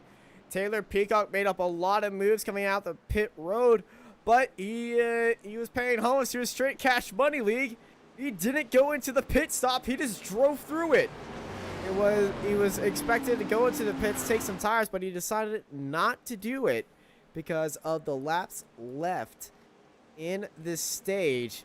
He wants to go and take some tires at the start of stage 2 and not start stage 3 with older tires like everyone else. So interesting strategy from Taylor Peacock. He's staying out there with Critchley, Navarro, and Castleberry, but Curtis Critchley and Andrew Navarro, as well as Castleberry and Taylor Peacock, all on older tires. Let's see how they fare up against the rest of the field as we go back to green flag racing. Green flag racing, and Taylor Peacock's able to keep up with Navarro. Question is how are these guys on fresher tires are going to act as, oh my goodness, look at Nicholas Sasko. I think this serves our question that the newer tires are definitely ones to be off of. They're swerving everybody. Sako's cutting from the outside, back down low. Fulton cutting down low. There's Gabriel Ellison as well, cutting down low. Ellison and Fulton taking 3 wide. Oh, Peacock, and it's a big spin right there. Richard Beasley, they're going to go 4 wide as Rhett Tucker cuts it through them, as well as Castleberry. And Beasley saves it too. Oh my goodness. What that chaotic. Is a save of the night. That is definitely currently saving the night right now. Oh my as goodness. The new tires swamp them. They're still going 4 wide. Oh my goodness. As Fulton, what a dive out of freaking left field. And Rhett Tucker has to drift in to stand by. Oh. Fulton got into Critchley. Yeah, Critchley got door slammed. Oh my goodness. Oh, Navarro and Tucker and Wellen almost getting into each other. That was pretty close, and the fresh tires are just pulling away like it's, oh my goodness. It was a hornet's nest for a little bit there. Yeah, and that chaos at the start separated the field just nicely for Nick Wasako, Ellison, and Coleman. We've seen this order before. 10 laps left in stage 2. All right, man, caution. And caution is out. Robert Richards. Oh. Spun on the straight and almost gets collected by Eric Zimmerman right there. Oh, goodness. just chaos right now. Robert See, Richard always is he lost on lose- his own. Yep. Doesn't hit anything, comes back. Yee! Okay. All right, hearts are pounding and laundry orders are being filled out. Definitely a laundry order, definitely being filled out there, because, yeah, that was, just a little close. It was an understatement right there, but caution is out, pace car is out. Sacco, Elson, Coleman lead out the field. You're here watching Racecraft TV. We'll be right back after this break. This Racecraft TV stream is brought to you by Artesian Builds. Artesian Builds high-quality custom PCs made to order for a low price. Contact Artesian Builds today to get started on your own custom PC.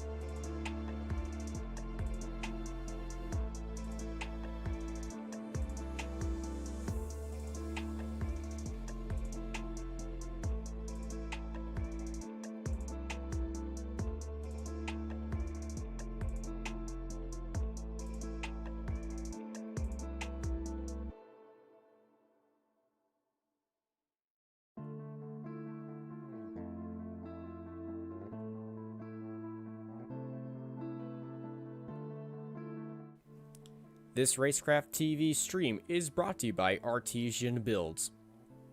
Artesian Builds high-quality custom PCs made to order for a low price. Contact Artesian Builds today to get started on your own custom PC as low as $64 a month. All Artesian Builds are made live on stream.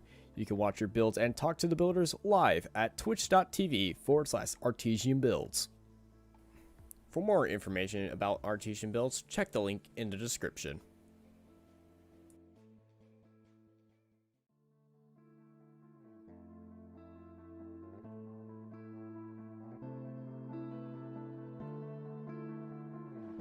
Welcome back, live here at Homestead, Miami Speedway, as caution is out with only 8 laps to go in stage number 3. It's 2. 2 becomes 4-3. As these guys are crunching the numbers and seeing what they could do.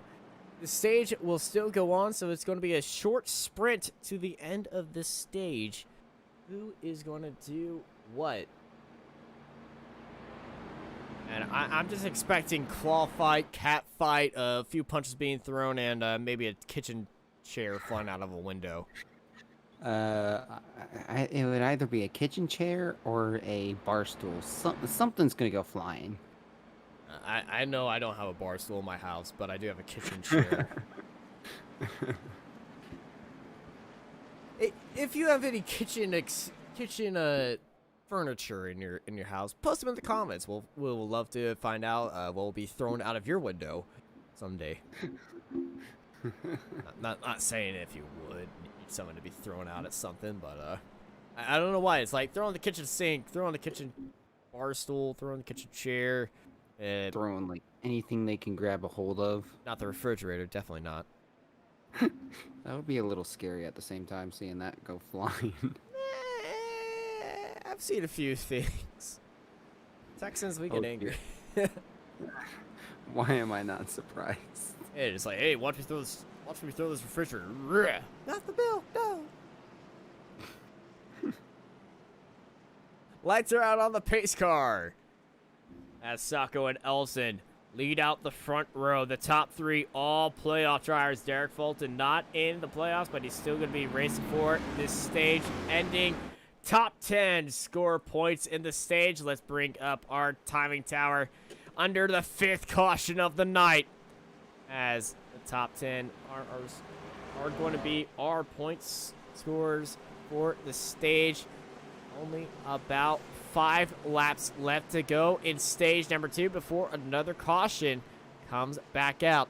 If a caution comes out again, that's will end this stage. So we don't have something weird happen in the caution and they just extend the stage again. Pace car pulls off, and we're back to green flag racing here at Homestead Miami Speedway for round 1 of the playoffs. And Fulton already trying to judge that inside line, get it ahead of Chad Coleman, but he can't do it. Coleman gets past Fulton down low.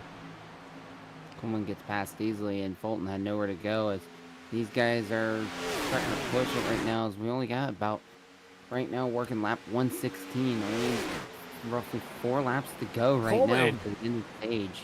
Coleman's on fire, but mid-corner gets a little bit checked up. And look, he's making a big charge. That's Rhett Tucker. We've seen him on restarts make absolute furious moves. Tucker's in 5th.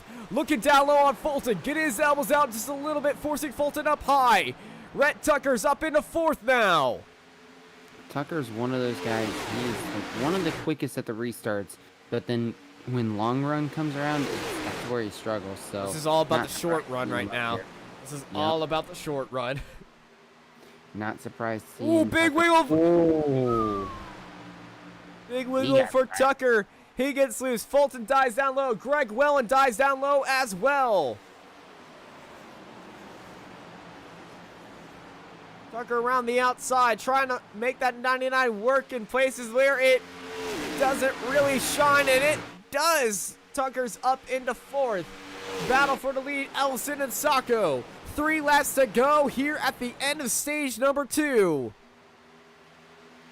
Gabriel Ellison trying to see if he can get an opportunity here to make a pass, but so far no good right now, and he might be waiting until the last lap of the stage as Ellison's just staying right behind Sacco right now and seeing what he can do to make a move, but it's not helping him right now as Chad Coleman's looking at possibly making a dive on the inside.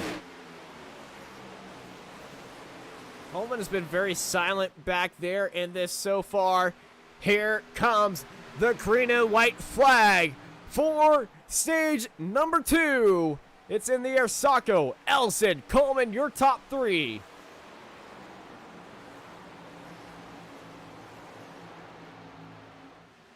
And Nicholas Sacco trying to secure 2 stage victories and 2 stage points here. Here comes Coleman down low on Ellison. Trying to go for some valuable stage points for the playoffs. It is not going to work out into the mid corner. What about the exit? Coleman goes wide. It's not going to get there for Coleman. He's going to finish 3rd. Nicholas Sacco is going to take stage number 1 and stage number 2. What a finish to the stage. And here are our point scores for stage 2. Nicholas Sacco, Gabriel Ellison, Coleman, Tucker, Wellen, Oxidine, Kendall, Fulton, Beasley, and Bradley. And 9 playoff drivers finished in the top 10. The only one that was not a playoff driver, Derek Fulton in 8. This shows you how competitive this playoff grid is here. But Nicholas Sacco, more points to his total. You're here watching Racecraft TV, and we'll be right back for the start of stage 3 right after these messages. This Racecraft TV stream is brought to you by Artesian Builds. Artesian builds high-quality custom PCs made to order for a low price. Contact Artesian Builds today to get started on your own custom PC as low as $64 a month. All Artesian builds are made live on stream. You can watch your builds and talk to the builders live at twitch.tv/Artesian Builds. For more information about Artesian Builds, check the link in the description.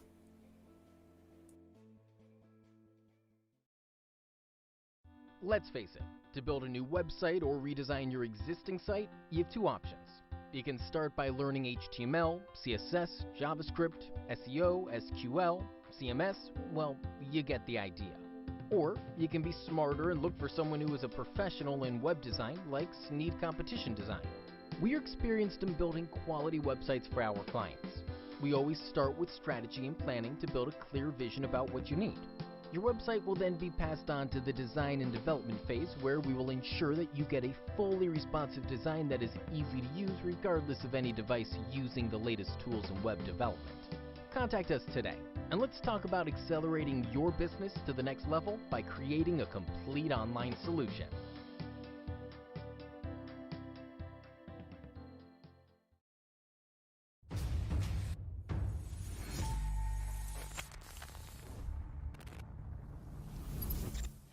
At Makoni Setup Shop, we offer custom-built setups for any asphalt oval car. Prices starting at just $5. Weekly setups available for all Legends, late models, modifieds, and NASCAR trucks, Xfinity, and Cup cars. Do you need one-on-one driver coaching? We've got you covered. Visit www.MakoniSetupShop.com and find yourself in Victory Lane. Makoni Setup Shop, handling all your setup needs so you don't have to. Welcome back to Racecraft TV. We're back here live at Homestead, Miami Speedway, and Nicholas Sacco winning stage number 1 and 2. Comes out of the pits in 3rd place behind Eric Zimmerman and Ryan Kendall. Tyler, walk us through that pit stop strategy. I guess because they felt Zimmerman pitted on lap 112. Kendall did a 2-tire strategy. So Kendall's probably on 2 right side tires, and I know, especially with even the fixed setup running in the fixed leagues, the right side, especially the right front, wears out much more compared to the left side. So the left side, you can easily make them last a little bit longer compared to the right side. So I'm assuming that's what Ryan did. Zimmerman is still only on 10 lap older tires. So I think he looked at it as figured he could take a gamble. So it's going to be very interesting to see what the start's going to look like. But I fear a mess ensuing once we get ready to for the pace car lights to go out, because we might see a mess here on the restart. Well, pace car lights are out. Hopefully you got your mop bucket ready, because you might eat those words very soon. Yeah, that's what I'm kind of fearing is something's gonna happen, and especially with me seeing strategies are usually thrown out the window pretty early. Brett Tucker is down at the 18th after that pit Goodness. stop. So Well, Tucker had a really terrible stop. He had a 24.68. might have had some damage, to be honest. Must have been, because he sat in the pits for a while. No fast pairs this time by, as Eric Zimmerman, that's a name we haven't said in a long time, is leading out the field with Ryan Kendall. Kendall took only 2 right side tires. Zimmerman just went into the pits on lap 112, 10 lap older tires than the rest of the field. Can the 94 hold out the charging Ryan Kendall and Gabriel Elson to Sacco? Well, we're about to find out, as green flag's in the air, and we're going back to green flag racing here at Homestead Miami Speedway for round 1 of the playoffs here in the NRE Cup Series. And Nicholas Sacco jumps the gun and down low. Sacco immediately into the lead. And that didn't take long for Hornet's Nest to arrive. We're 3-4 wide. Oh God. Oh my goodness. The 94 has just been swamped all the way down to 19th place in one corner. There's some smoke ahead of him. And big crash. Tucker involved. Oh, Tucker, big hit. Fulton's involved. Tucker's involved. Buff is involved. Bradley's involved. And Mullins involved. Yeah, Curtis Critchley, I noticed him. He's pulling away too. Oh my goodness, Rhett Tucker. There's Fulton. He was the catalyst. He gets bit loose, and he's just losing it. A lot of cars getting loose, and oh my goodness. Wow. Well, Dustin Scruggs is a wizard. He just went into chat, says big wreck incoming. Yep, I kind of called it too because I was. Oh, Oh my goodness. gosh. I kind of called it as well, saying that Oh, it was gonna be a it was nest. Robert Richards who Oh. got into Critchley. Oh man. Oh, that hit to. Oh man, that hit to Tucker. He's gonna be. That's gonna at least. He's gonna be out for a few laps. Oh my goodness. Well, I better set you down to track to get your mop bucket out because this is a 1, 2, 3, 4, 5 car incident. I think it gets up to I mean, 6 cars. And then 6, and then Clinton The amount Castleberry, of Brady playoff cars that LaBeouf. were just involved in this wreck is insane. It was at least 9 cars involved alone, from what I was counting. 9 cars involved alone, and Zimmerman's able to slow up to avoid the entire incident, which is amazing. Because I was expecting the incident to happen with Zimmerman being on those 10-lap older tires. So, hats off to Zimmerman for being able to avoid the entire wreck. Yeah, let's take a look at which drivers were involved fully with that. Mark Truxell made it through there. Keith Bradley was Barely. involved.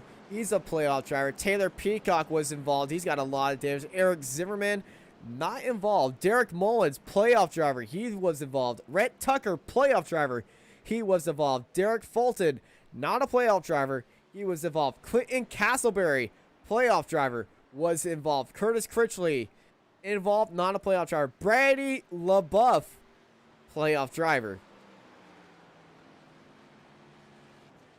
Big Man. news for the playoffs right now after that crash. About 5 playoff drivers involved. And, ooh, that is a massive storyline to be following through the playoffs right now. 7th caution of the night here at Homestead Miami Speedway. We'll be right back after this quick break. This Racecraft TV stream is brought to you by Artesian Builds. Artesian builds high-quality custom PCs made to order for a low price. Contact Artesian Builds today to get started on your own custom PC as low as $64 a month. All Artesian builds are made live on stream. You can watch your builds and talk to the builders live at twitch.tv/Artesian Builds. For more information about Artesian Builds, check the link in the description.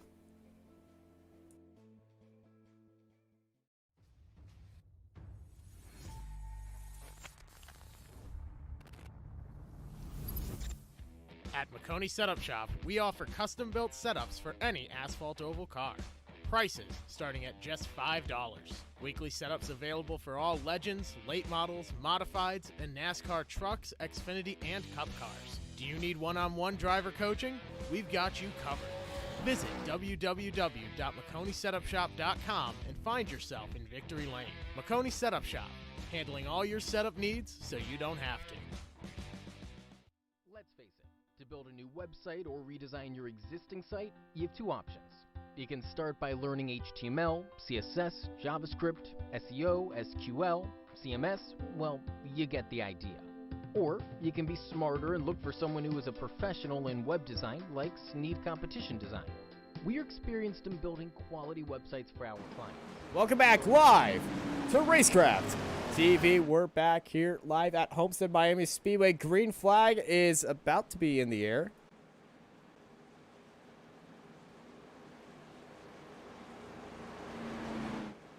As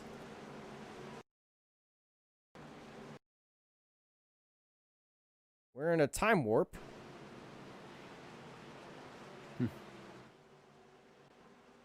Trying to get back to go live, but the session is glitched for me. That's always fun.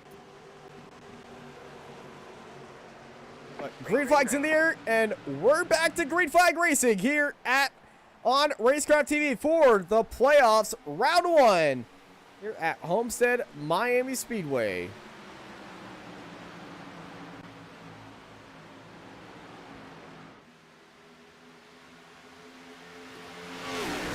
See the huge gap now of cars that are left. And Nicholas Sasko, you've already your top 8 already pulling away to us, at least almost about a second, and everyone else behind is starting to fall back a little as we're watching the restart, and restart was fairly clean too, and Chad Coleman gets around easily. Coleman in the lead. I'm still trying to get our graphics back on, so I'll let you take the comms. Yep, right now, Coleman takes over the lead. Nicholas Sasko just biding his time. We've got a nice little gap here. A lot of the drivers that were caught up in the incident are already falling back. You're from first place all the way back to 13th is all within 2 seconds, all within this little train here. So we've got some good little running here. Everyone's going single file. We got some battling further back. Robert Richards making a move on Ryan Kendall, I believe. Mark Truxell way down on the Lowe's line as well. And looking at now, we're keeping an eye on Ryan Kendall, who's lost a spot to Robert Richards, and now he's going to lose a spot to Derek Fulton now, as Fulton's looking on the inside line. Fulton has that damage from just that earlier caution, so it's clearly not affecting that much, even though he's got a massive dent on the back of that car. And up at front, Chad Oxendine looking to make a move.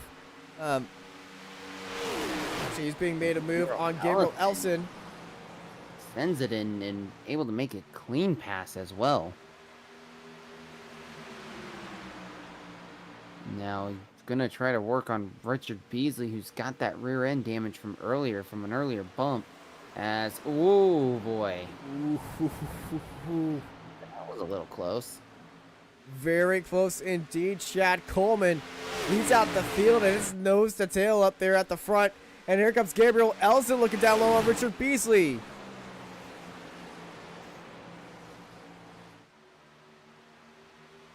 Top 6, all playoff drivers fighting it out for the maximum amount of points as they're coming into the final stretch of this race. Here comes Nick Vasacco. He wants to grand slam the stages here today. Yeah, he wants to grand slam the stages. And Coleman does not. Coleman's trying everything to see if he can pull off a miracle and get around Nicholas Sasko, but these guys are running nose to tail right now. We ride on board the Buddy Project car of Nicholas Sasko. Looking back at the rest of the field, he's got a very comfy view, and he's known this view a lot today. Yeah, he's seen that view a lot, and sometimes it gets really aggravating as Chad Coleman's starting to look on the inside line, but just cannot get the momentum heading down into 3 and 4. Continue to race it along the line here at Homestead Miami Speedway. The car's getting a little bit loose right now, but they're keeping it very calm. As Greg Wellen looks down low on Oxidine. And looks like he might be able to make a clean pass as well. And you can see Navarro, Fulton, and Robert Richards all lined up next to try to make a move.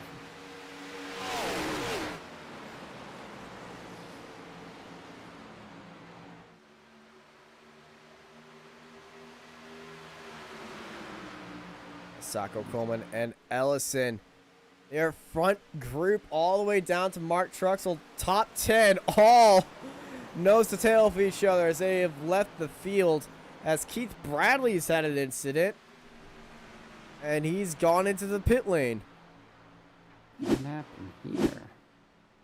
That's the road course, Keith. Did he possibly blow a motor? He certainly is, That looks like he blew a motor. Oh! I think he blew a motor. Something. Yeah, that's an engine gone. Keith Bradley has blown an engine. One of our playoff drivers is out of this race due to an engine blow-up, and that is extremely unfortunate for Keith Bradley. Oh, no. That That is really unfortunate there. That was worst case scenario for Keith Bradley. Back up front between Sacco and Coleman and Ellison and the rest of the top 10 gang as they continue racing along here at Homestead Miami Speedway. These guys up here have been having a flawless race so far, except for Derek Fulton, who was just involved in that wreck, and Robert Richards as well.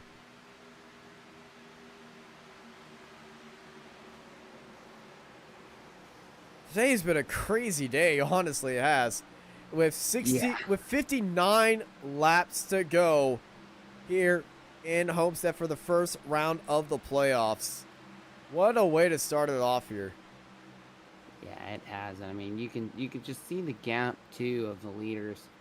I mean, top 10 are within 2 seconds of each other, and everyone else is 4 seconds back or in pit road with mechanical issues or just a completely wrecked car. Yeah, I believe only I believe about, I know Rhett Tucker is a lap down. Yeah, 16 cars are on the lead lap here. 16. Unbelievable.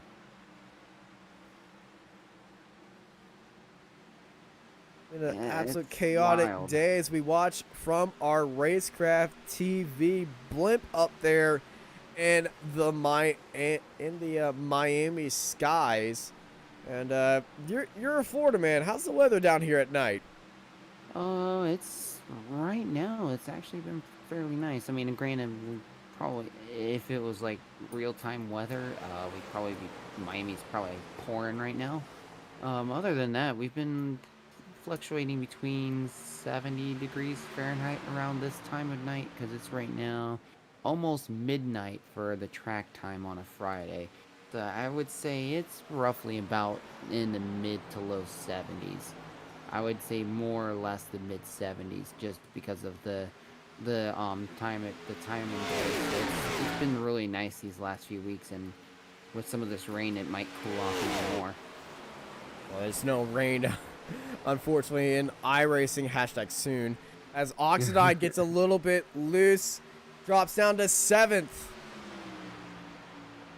And here comes Fulton down low.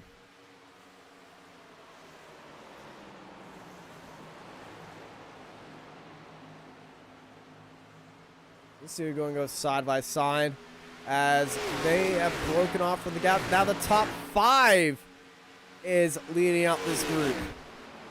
Yeah, I think some of the tire wear off is falling off for some of these drivers, like Navarro, Fulton, Oxidine. All of them are starting to really struggle with grip, and these guys are just trying to play it patience, knowing that they've still got at least another 50 laps. So as we're working 147 of 200, so a lot of time left in this race, and they know they've got a green flag stop still. Now they went to the pits on lap 122. And that is when stage 2 ended. Derek Fulton went into the pits on lap 127, but that was after his incident. When do you think the pit stop is going to come by? It could be like super early. I mean, we know these guys can make it almost 60 laps. Fully so we know 60. they can make it there. Yeah, they can pit right now. They can make it to the end. Yeah, but I think some of these guys are probably going to wait until the tires start falling off and pit with at least 45. Well, as Taylor Peacock is coming in, I would say probably about 45, 40 laps. We'll see when they'll be able to start coming in to really guarantee themselves. I would say the latest they would go is 35 to go. But I think a lot of these drivers are going to short pit with about 45, 40 to go. And I think it's going to be only 2 tires going to be the winning strategy. Yeah. I mean, there's going to be some risks. Some guys are going to take 4 tires, but that 2-tire strategy is what's going to be big. If there's a whoever caution, can the be risky. 4-tire strategy would work. Yeah. But I'm going to say on 165 these guys going to head into the pit lane. I can agree with you on that. Wellen drops down low, gets up into 4th place on Richard Beasley. Top 5, all playoff drivers. And Beasley has buried his nose on Wellen. As somebody drops down low, that will be the 17. Brandon Bullock. He's many laps down. He pitted on lap 100. He's 23 laps down right now. Yeah. And if it continues just one more lap, he will pass Brady LaBeouf for 20th. Yep. And he will surpass Keith Bradley too in another 10 laps, with Keith Bradley having the engine expire on him.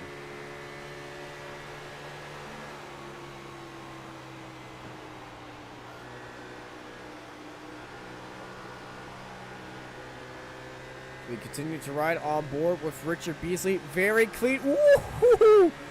Very clean with 15 laps to go here at Homestead Miami Speedway. You need 50 or 48 now. You said 15. Words, numbers, math. They always like to deceive us, right? I know.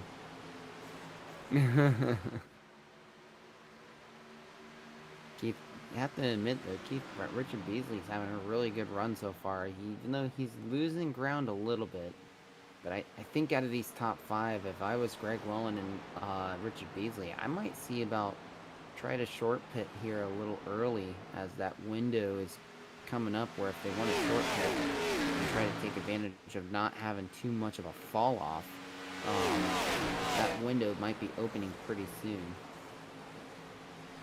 I would say the best window to do it is 2 laps from now, because if they do that, they have 10 laps to work on the rest of the field, and if a caution comes out, they will be in great shape, especially if nobody else has gone into the pits. Yeah, I can agree with that. As Sacco pulling out a little bit of a gap, Coleman and Ellison right behind. As they continue to race on here at Homestead Miami Speedway for the first round of the playoffs. Yeah, you first from the lead all the way back to 6th. You've got a 1.9 second gap right now, as we've got a good little battle here with Robert Richards, Chad Oxide, and Mark Truxell. These guys are about 2 seconds back to the lead group, and these guys are not letting up at all.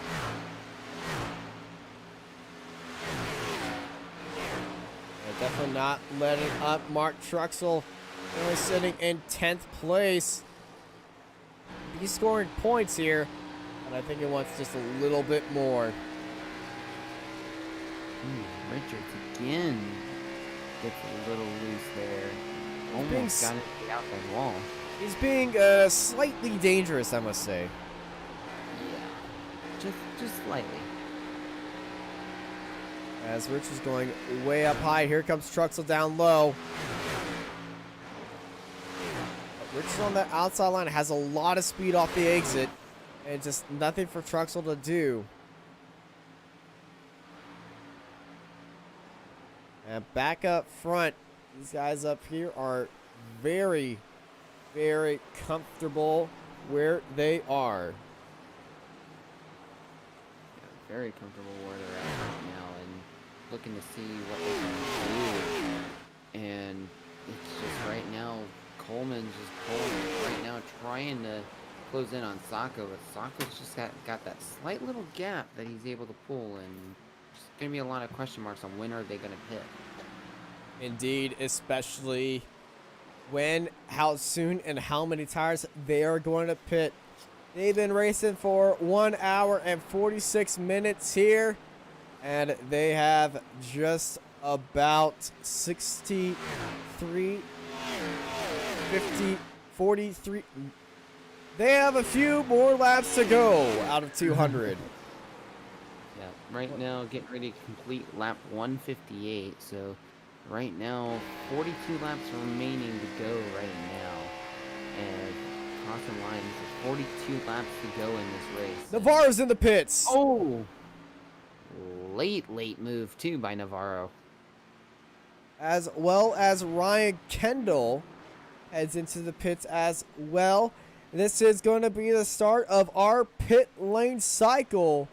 And let's keep our cameras trained on Andrew Navarro, see on where he takes his pits and where he goes for the tires. There's the right sides. And, yep, he's taking all 4. Chris Cinnamon coming into the pits. Chris Cinnamon coming in from the pits from 10th place now. And he's got all of that damage too, but I mean, still impressive that he's able to hold on to a top 10. Yeah, a lot of weight reduction on that car, I must say. Oh, yeah. Yeah, without a doubt. LaBeouf's still into the pits after that early incident. He's not coming back out on the track. He's 32 laps down now. Cinnamon up on 2 wheels. Gets back down. And is he going all 4? He is going all 4. Where's Sacco? There he is. And I see Curtis Critchley ahead of him. And Curtis Critchley is going to be one that to be a nuisance maybe, but he's a few laps down, so that'll be very interesting as he's closing in on Rhett Tucker too, I believe, and Tucker's closing in on Chris Cinnamon as Critchley now goes into the pits. There's Rhett Tucker driving that slightly modified stock car right there. That damage. Still kept the hood though. That's very stylish. Got to keep the logo in there. Oh yeah. As there goes Critchley into the pits.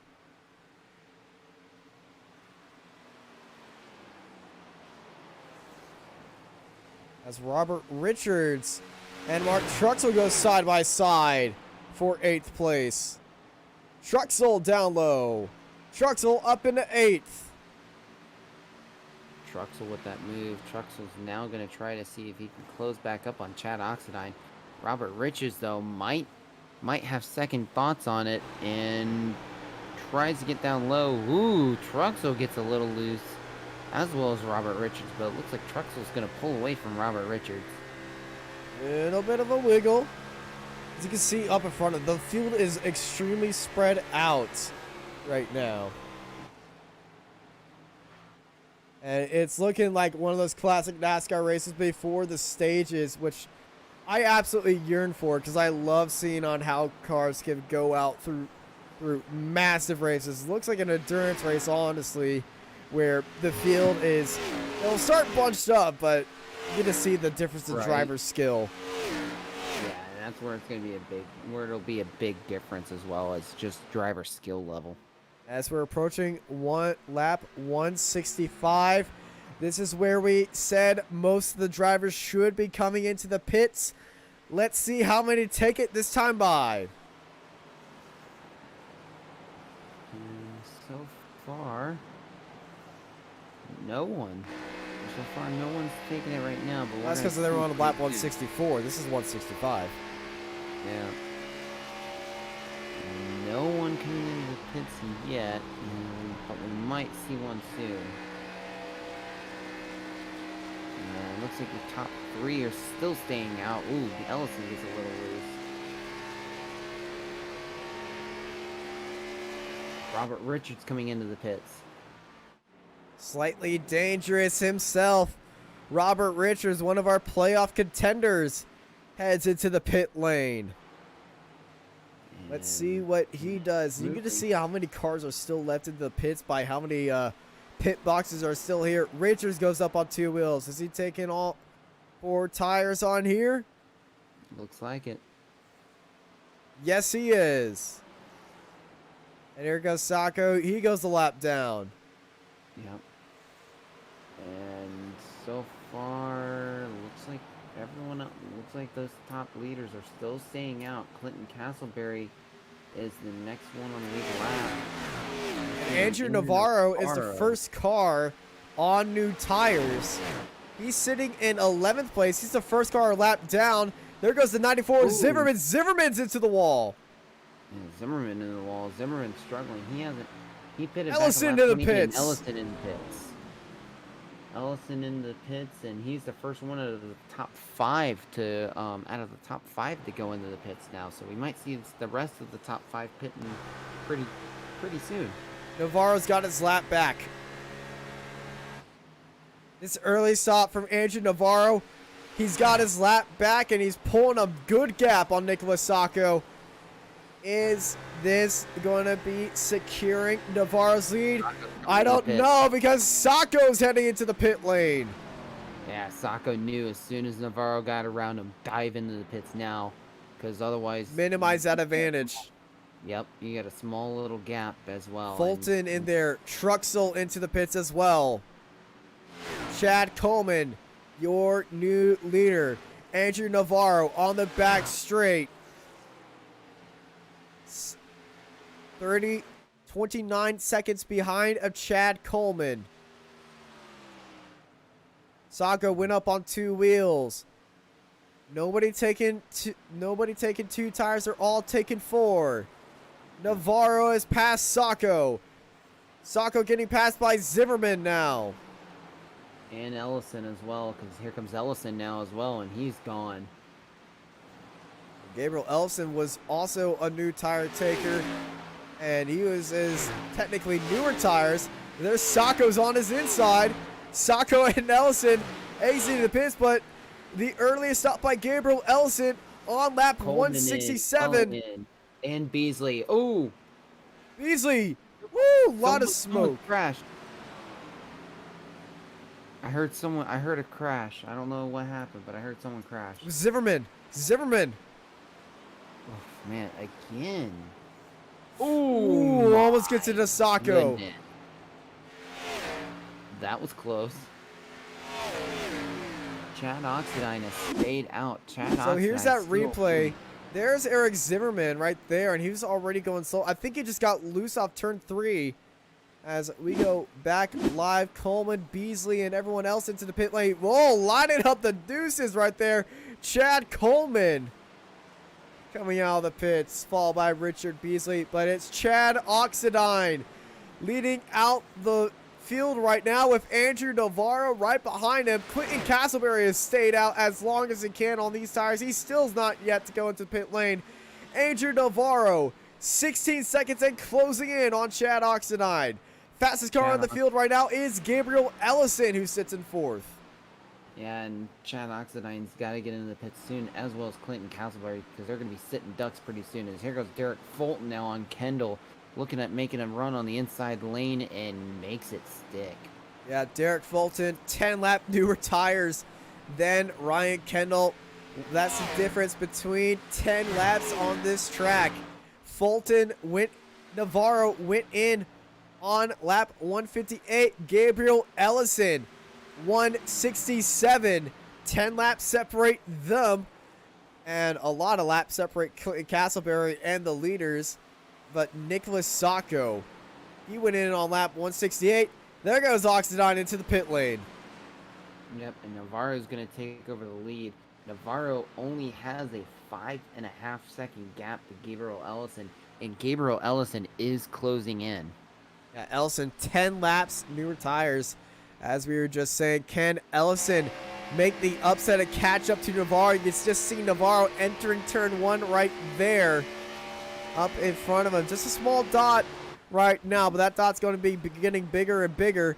But Ellison, he needs to look behind him, because 2 seconds behind him is Nicholas Sacco. Sacco is on 1 lap, newer tires. Yeah, and Derek Fulton's trying to get a big run as well. Fulton's getting a little help with Rhett Tucker, because there's Rhett Tucker there in his damaged car. And Fulton, oh my goodness. What a recovery drive it would be for Fulton, involved in a massive wreck. Still carry that damaged car up onto the podium, and to pass the guy who's been sweeping the stages today, as Andrew Navarro continues to lead, and you get to see Ellison closing in. 3 seconds separate them. Yeah, it looks like it's gained a little bit, but I mean, you can see the gap difference right now. Navarro 33.06, Gabriel Ellison 31.82. So already a second difference there alone. So it's going to get interesting here when Gabriel Ellison 2.5 does catch up to seconds. Navarro. With 25 to go, 2.5 seconds remain. And Navarro's going around that lap car right now, and that's where it's really going to 2 seconds now. Ooh, the lap car got into the wall. I don't know what car it was. I think it was Taylor Peacock. It is Taylor Peacock. Man, Taylor 1.5 Peacock's seconds freaking now. Andrew Navarro is losing times like it's drop change. Gabriel Ellison is closing in massively on Navarro. That last lap was a solid 1.2 seconds faster for Ellison. And you can just see how quickly he's closing in as he gets in front of Taylor Peacock now. 1 second separates them now. 7/10 now. 6/10. Half a second. It's amazing how much of a difference 10 lap tire difference makes. Indeed, it does. And there it is. Ellison, Navarro, side by side for the lead. Should it be that much of a challenge? Ellison is your new race leader. Andrew Navarro tried to pull out the non-playoff driver victory with that strategy, but then Gabriel Ellison, one of our playoff drivers, trying to make the upset with 23 laps to go. 22 laps to go. Nicholas Sacco close behind 1.9 seconds. 1 lap newer tires. And then somebody who is 3 lap newer tires, Chad Coleman. He went to the pits on lap 170. He is closing in on Sacco and Ellison. And Sacco's doing everything he can. You can see Sacco catching up to Navarro. Ellison's just trying to pull away. He's got a 1.7 second gap right now, but it is slowly dropping. But the only difference, though, is it's a small gap difference between tires. So we'll see how this plays out, as here comes Chad Coleman as well now on the move. Nicholas Sacco up into second place now. We got getting ready to complete one lap 180, so 20 to go this time. So a lot at stake here with 20 to go. There's Critchley holding that outside line. Beasley and Wellen chasing out each other. They both went into the pits on lap 170. And Andrew Navarro, that early pit stop not paying out. And there goes Coleman down low. Yeah, that early pit stop just did not work for Navarro. He was hoping it was going to at least play out in some way, but it's not working for him at all, and he's dropping positions super quickly, and it's not going to help him at all. Sacco is the fastest car out on track. Slowly, just a bit behind is Coleman. As you can see, Sacco closing in that gap within 1 second of Gabriel Ellison. This is going to be a slugfest for the lead. Yeah, it's going to be a slugfest indeed, and especially with Coleman being 3 lap older tires than Ellison, and Newer. then 2 lap newer tires than Sacco as well. So this could get really interesting with the top 3. It certainly can, because Coleman is now putting in a faster time than Sacco. 0.2 faster that time by. And he's in draft range as well. Ooh! Scrapes a little bit of the wall there going into the corner is Nicholas Sacco. So Sacco scrapes the wall a little bit there on that outside wall, but doesn't look to be hurting him in any way aerodynamic-wise. Aerodynamically, not going to be hurting him that much, but Nicholas Sacco certainly going to be hurting him a little bit tire-wise. And this fight for the lead, they ain't going to be giving it up on each other. They're just on 1 lap separated. New older tires. Sacco hits the wall again, putting up some sparks. Yeah, Sacco's got to watch it. Here because comes if he try- if Coleman he- now. As these two guys, as they start fighting with 17 laps to go, Neither of them wants to give it up, and we're about to have a three-way fight. Sacco looks out low. Ellison holds it on to the outside. Both of them racing on that middle line. Yeah, racing on that middle line, fighting it out. Sacco. Oh my goodness, it's been close. They're catching up now to looks like Clinton Castleberry is going to be the last car in the lead lap, and Sacco dives it in there into 3 and 4. Yeah, very massive dive by Nicholas Sacco. Sacco back into the lead here at Homestead Miami Speedway. Goes back down low, a little bit of a double move on the straight, and he's got Ellison on his quarter panel.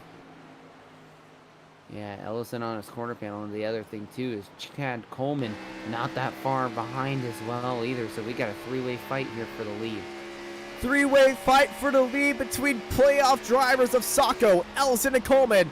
The winner of this fight will determine who is going to be leading the championship after round 1 in the playoffs here today for the NRE Power Systems Cup Series.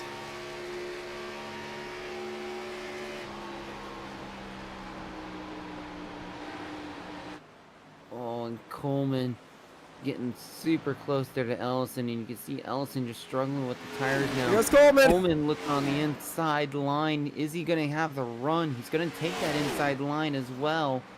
Dives it in there, but not going to be enough to clear him, though. Oh, he certainly has the grip to make it work.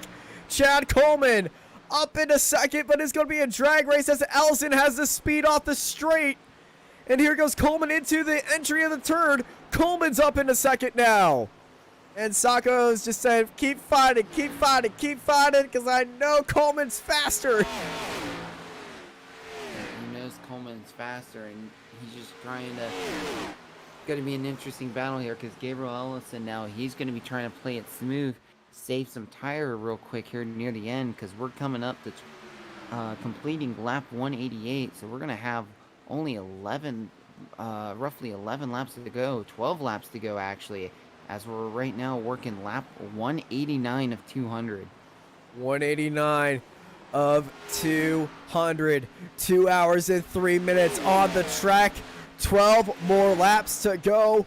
Coleman, Sacco, tire strategy galore in the first round of the playoffs. Chad Coleman, newer tires, but can he go against the tire-saving king of Nicholas Sacco, who has dominated stage 1 by an entire 4-second lead by not even pitting? Can Coleman use what newer tires he has left on Nicholas Sacco to get that lead? Well, he's certainly going to try. He is dancing on the bumper of Nicholas Sacco as Sacco hits the wall. Yeah, Sacco's been scraping the outside wall a lot. I'm surprised it hasn't damaged the car at all, because, I mean, some of the sparks we've seen, it would have assumed that he would have really have impacted that wall at least a significant amount.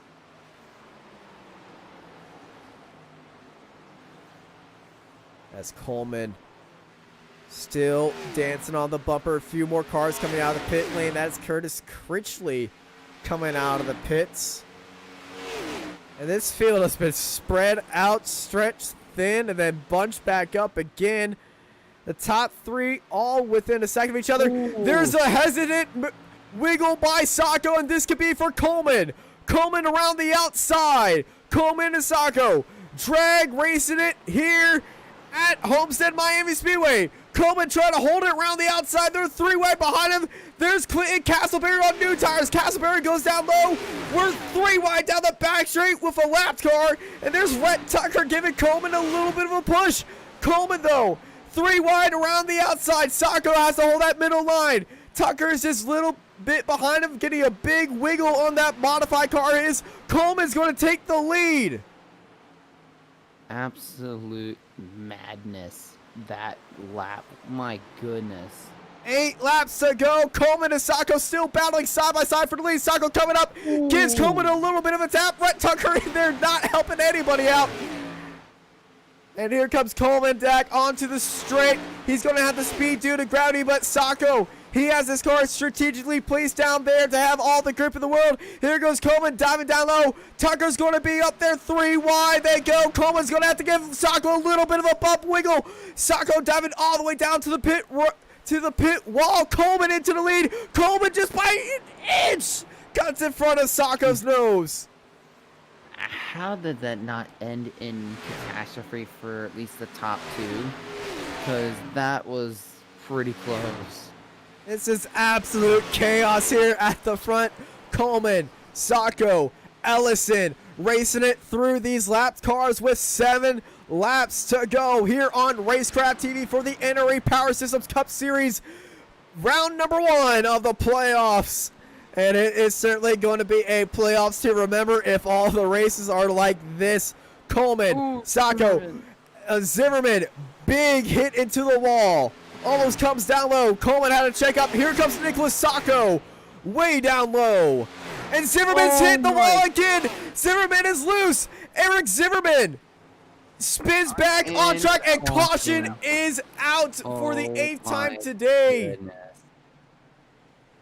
Wow. There's some people that are not going to be happy right now. I can guarantee you that. Coleman, Sacco, Ellison, Fulton, Beasley have probably just went expletive, come on you expletive. Somebody who would be praising him is Clinton Castleberry. Because Andrew Navarro too. Andrew Navarro, but Clinton Castleberry, newest tires on the track, and he's back onto the lead lap. But yeah, that is absolutely unfortunate. We're going to the end on tires, and then unfortunately lap car making lap car mistakes, and well, 8th caution of the night. Race is gonna come down to a slab knock of a race, and we're gonna have a race on the pit road. Everyone coming into the pits. And we definitely know if you do not go into the pits, you're going to be struggling on the start, because we've seen what happens to people if they don't take tires. Now, who's going to go for 2 tires? Who's going to go into 4? Coleman leads it into there. Ellison has the highest up pit stop. He got the pole sitter. Is he going to just take 2 tires and go? He's going to take 4 tires. Who's going to take 2? Here comes Coleman. Here comes Ellison and Sacco. Sacco's going to win the race on pit road, followed by Coleman and Ellison. Beasley in 4th. Fulton, followed by Welland, Navarro, Richards, Oxidide, Truxell, Kendall, Cinnamon. Back in 12th place, but Nicholas Sacco wins the race off of pit road, followed by Chad Coleman. They're going to start this final part side by side, racing off. You're here watching Racecraft TV. We'll be right back for the end of this race after this message. This Racecraft TV stream is brought to you by Artesian Builds. Artesian builds high-quality custom PCs made to order for a low price. Contact Artesian Builds today to get started on your own custom PC as low as $64 a month. All Artesian builds are made live on stream. You can watch your builds and talk to the builders live at twitch.tv/Artesian Builds. For more information about Artesian Builds, check the link in the description. Let's face it, to build a new website or redesign your existing site, you have 2 options. You can start by learning HTML, CSS, JavaScript, SEO, SQL, CMS, well, you get the idea. Or you can be smarter and look for someone who is a professional in web design like Sneed Competition Design. We are experienced in building quality websites for our clients. We always start with strategy and planning to build a clear vision about what you need.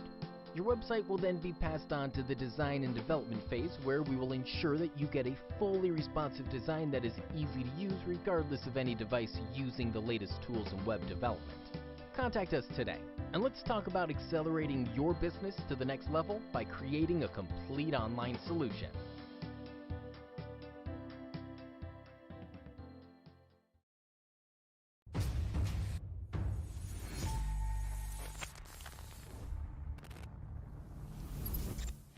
At Marconi Setup Shop, we offer custom-built setups for any asphalt oval car. Prices starting at just $5. Weekly setups available for all Legends, late models, modifieds, and NASCAR trucks, Xfinity, and Cup cars. Do you need one-on-one driver coaching? We've got you covered. Visit www.McConeySetupShop.com and find yourself in Victory Lane. McConey Setup Shop, handling all your setup needs so you don't have to. Welcome back to Racecraft TV. The lights are on the track. The cars are shining beautifully. And the tension is in the air. Green, white, checkered awaits these drivers. Sacco, Coleman, Ellison, Beasley, Fulton, Wellen, your top 6. Everybody on new tires. Playoffs is live right now. This is the NRE Power Systems Cup Series here on Racecraft TV. And it's going to come down to these next few laps between these drivers, all the top 10, all the playoff drivers. This is how you start off a playoff series. The pace cars pulling off right now. The green flag waves in the air. Sacco pushes the pedal to the metal, and we're going green flag racing here in the playoffs. And there he goes. Sacco up high. Chad Coleman down low. Coleman all the way into there. Ellison and Beasley going side by side, entering turn 1. Navarro going down low on Greg Wellen. They're going to exit 3 wide onto the back straight. Chad Coleman goes into the lead. Yeah, Chad Coleman in the lead. Gabriel Ellison trying to find a way to get around him. Just not working right now. Gabriel Ellison sitting on the low line. Sacco gets loose. Big wiggle for Sacco. Big crash. Sacco's in the wall. Well into the wall. White flag is in the air and caution comes out. We are going to try this again. Wow. But Nicholas Sacco is going to be furious. Tucker got involved as well. Tucker's engine's blown. I think Sacco's done. Sacco is done. Well, He is furious. He gets towed to the pit lane. And I think he's going to be hunting down the person who brought out that caution. Yeah. Eric Zimmerman. And here is how that caution came along. Nicholas Sacco, wiggle on the outside, hits the wall. And then Welly gets turned around, and then it's just a bunch of separate incidents combining into one. Then Sacco gets pile drive by Rhett Tucker, the 17. Also involved right there. That's Brandon Bullock. And my goodness.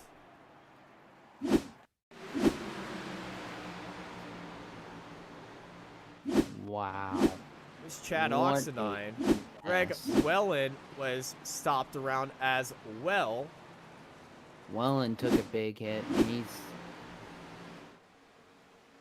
Now there's Wellen into the wall. He's not going to be happy. There's Oxidine. Oh, and man, then he gets a goodness, second everybody's hit. hit. My goodness. Tucker and Bullock are hitting everybody. For parts. Yeah.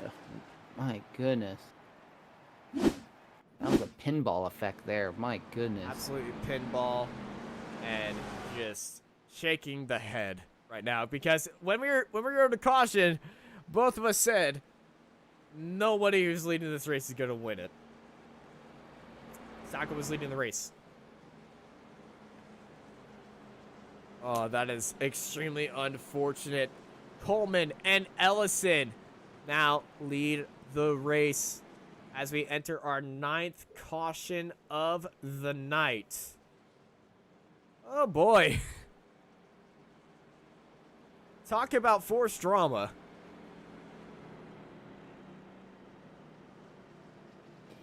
Yeah, this is gonna be interesting. Well, as we're still following the pace car, we're not going to go into a commercial break as we wait our final attempt at a green, white, checkered. Who do you have your money on out of these top 10? I still have my pick at the start of the race, Gabriel Ellison. We'll be He's- starting on the I mean- outside. I have a feeling that he's running a Miami paint scheme here today. I feel like Andrew Navarro, he was making a few moves on that restart. He was looking a little bit feisty. So my money is on outside playoff driver of Andrew Navarro to make some attempt at this. As you see, Red Tiger put up a smoke screen behind. Actually, it's a double smoke screen. Brendan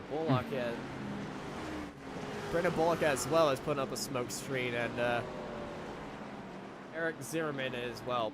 Hopefully you have your windshield, buddy. Yeah. Because yeah, that's one dirty windshield you're gonna be having.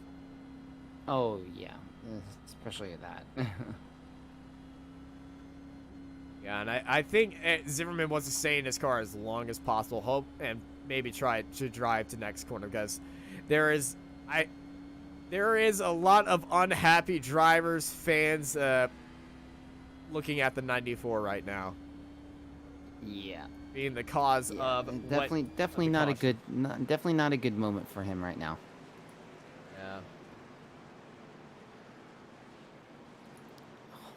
The lights are out on the pace car. Yeah, Coleman. it's not a good moment for him indeed, and it's just really difficult for him. What the?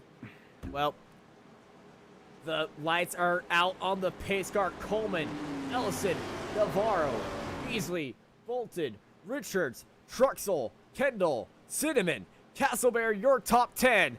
They're falling behind the pace car. Lights are out. 2 corners to go before our second attempt at ending the first playoff round. Green, white, checkered. Second attempt at the overtime. Let's get going. Let's go back racing. Coleman has the start command under his right foot, and he's going pedal to the metal. We're back to green flag racing. Green, white, checkered. Let's go. Great start by Coleman. Beasley gets a good start down the inside. Beasley and Elson going side by side. Fulton and Navarro going side by side. Navarro going way high up the track. Fulton holding down low. Fulton's up into third. Fulton going up high. Navarro getting trickled back. He's down into fifth. Ellison drops down low on Fulton. Gabriel Ellison, the pole sitter, trying to catch up there and catch Coleman and Beasley. This is where the caution came out last time. There's not going to be a caution this time by Navarro. Dives all the way down. It's 3 wide down the front straight. Navarro making a dive man move. 3 wide and it turns 1 and 2. Navarro up into third. Behind Beasley, it's going to be a drag race onto the back straight. Coleman and Beasley now lead off this race. Coleman's got 2 corner length lead on the number 10 of Beasley. He's got 1 more corner to go. Chad Coleman is going to win round 1 of the playoffs, and it's a massive crash. Navarro flipping upside down. Massive wreck at the finish. Wow. And they're still wrecking. My goodness. Let's just take a ride on board of Andrew Navarro as he crosses the line upside down. He's bouncing through the pit lane.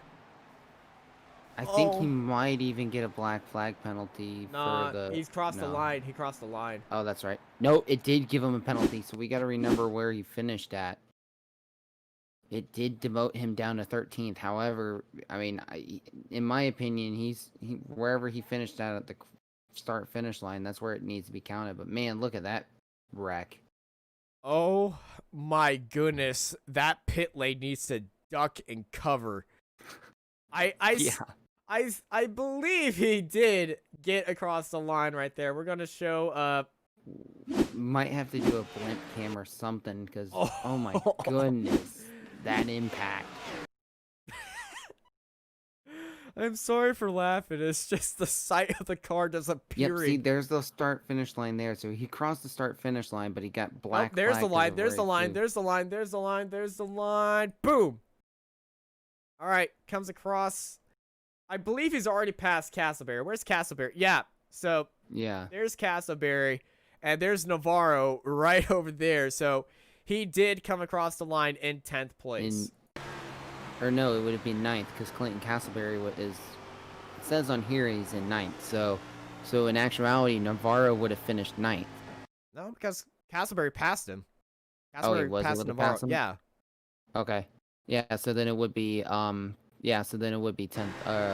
place then for Andrew Navarro. Yeah, the results don't lie. As you can see the view from Castleberry as he got through there. That's how Castleberry got 9th place. What a chaotic finish here at Homestead Miami Speedway. So My chaotic that goodness. we completely couldn't even get our live timing software to get out a replay, and we froze it.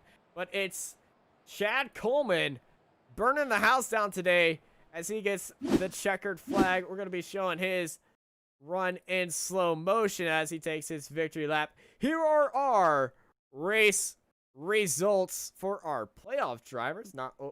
Actually, we're just going to go with our overall results right here. Chad Coleman, the yellow drivers are all of our playoff drivers. Chad Coleman takes the victory, followed by Richard Beasley, Gabriel Ellison, Robert Richards, Derek Fulton, Mark Truxell, Chris Cinnamon, Ryan Kendall, Clinton Castleberry, Taylor Peacock. Actually, no, Clinton Castleberry, Andrew Navarro in 10th place. Taylor Peacock, Chad Oxendine, Greg Welland, Derek Mullins, Rhett Tucker, Eric Zimmerman, Nicholas Sacco, Curtis Critchley in 18th. They're followed by Brandon Bullock, Keith Bradley, Brady LaBeouf, Jonathan Munda, Tyler Daniels, Clinton Sneed, and Jason Higginbotham at the end of the grid. And Andrew Navarro's sponsors 7 Seas events. Windy, I can fly. I was gonna say, please tell me you saw the chat as well, because that comment I was starting to laugh at. I feel bad for Navarro, but yeah, that was boy. It is something you do want to feel bad about, but when you see a card flipping through the air like that at the end of the race, a very hard fought race, very unfortunate for Navarro, but he does come home in 10th place. Points will be updated at the start of next race, but what a race it has been here today, especially for the man up front, the number 38 of Chad Coleman, who joins us in the booth right now. Ladies and gentlemen, please welcome Chad Coleman, your winner of round number 1 in the playoffs. That was exciting. It certainly was.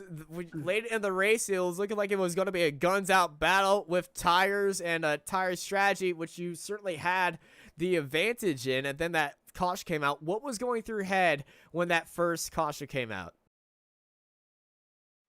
One that came out right there that set up the green-white checker. Yes, that one that I'm talking about. Yeah, the first one right there, that sucked because I just caught and passed Sacco and was finally getting a little bit of a gap, with him and Gabriel about to go at it behind me, and then the 94 Rex, and I was like, dang, I think I had that one right there, and then we have we go to pit road.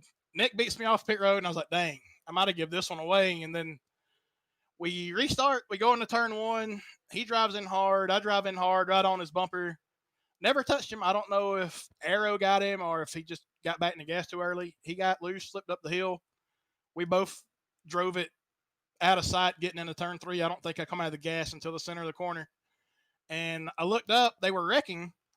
And then we're across the start-finish line and halfway to turn 1, and the caution comes out and sets up another restart. So I was like, shit, we got to do that again. Yeah, it was a very on the heels moment for you, and the funny thing is, on our tire screens, it said white flag in the air, yellow flag, and I'm just like, that shouldn't have come out, but it was such a split decision moment. That second green-white checkered, walk us through that restart. The good thing about that restart is I had a teammate behind me, and I had Gabriel to my outside. Me and Gabriel's raced fairly close, hard this whole season. Most of the season since I've been here. We haven't had any trouble. Me and Nick haven't really had any trouble, but I had Beasley behind me, and I told Beasley, I was like, I'm going to go a little early. I'll give you a little help, and we'll see what can happen. I mean, and from there, that was pretty much it. They got the racing behind Beasley, and, we walked away 1-2. Well, it certainly worked out for you right there. Congrats on the first win in the playoffs. Before we let you go, anyone you want to thank? I got to thank Beasley. He's the one that paid for this deal. And I told him all year, I was like, dude, I said, there's 2 or 3 races I should have won during the season. I said, luck just hasn't been on my side yet. And I said, we've given away a couple of different ways, but really good time to pick one up. This will lock us into the next round, and we get to go forward in the playoffs. And thanks to all the guys who run this league over here. Thanks to you guys for the broadcast. We'll go back, give it a watch, and but yeah, we had fun tonight. This was a lot of fun. It certainly was a lot of fun up here. Congrats on the win, Chad. You have yourself a amazing night, and we got your teammate in here right now, standing by with Tyler. Yeah, and Richard Beasley, I know he's happy with the 1-2 finish, and boy, that was some finish for you. Oh yeah, that was pretty intense there at the end. And I know that caution, that green white checker, the first caution that triggered the green white checker was kind of like your lucky caution there. What was your mind going through when that came out? Going into 3, getting ready to come out of 4, I was only outside. I knew I was gonna have a good run, and then Sacco got loose, and I had to get out of it a little, and almost came down and took out Ellison, but we were able to get through that when he hit the wall. And I was hoping it was over there. I would have been happy with a 3rd, but I think we crossed the line. Then the caution came out, and we had to line up and do it again. And then able to get the run and being able to get 2nd. I know Chad's super happy for you, so I know you got some shout outs and that you want to get out, so I'm gonna let you hand off to that. All the guys over here at NASRA, Sneed Competition Design, Coney Setup Shop, NRE Power Systems. All these guys put on a good show over here. It's a fun league to race with. Good win, Chad, and hopefully we can continue this momentum in the next week. Great racing again. I know you're happy with the 2nd, especially with your team going 1-2. So wish you the best of luck for next week for round 2 of the playoffs, and hope we have another good successful race next week. Hey, man, thank you. And Austin, I know you're sitting with 3rd place driver Gabriel Ellison, who I know he had a wild, a big up and down night. Yeah, the McConey Setup Shop pole position winner, coming home in 3rd place today, and coming home in front of a demolition derby behind him at the very final lap. Gabriel, how was that final restart? I know you entered the final lap in 5th place, and he came home in 3rd on the podium. Walk us through that final restart, man. Yeah, man, I restarted in 2nd. I'm terrible at restarting on the outside. I just got a bad start, lost 2 spots. Coming out of 2, I was already in 4th. Navarro sent it up the inside 3 wide, going in the 1 on the last lap. And from there, I had Fulton outside of me, Navarro inside of me, and I was just holding my line and hoping and praying at that point. It was, I think we all did a really good job of not wadding it up coming out of 2, but then, 3 and 4, all hell broke loose. But, yeah, I just did my best to hold my line and hope I didn't hit anybody. But that was really good racing right there. That was that's kind of stuff you don't get to do a lot. So this league's great for that. It certainly was looking like a fantastic race here today for you. A lot of strategy going into the final stage with tires, and before that final caution, it looked like you were locked in for a amazing 1-2-3 finish for the win. Well, you did still finish in a 1-2-3 finish, but it was with one different driver, Richard Beasley, in there. Walk us through your tire strategy and strategy going on to those final pit stops before you even know that those restarts are going to happen.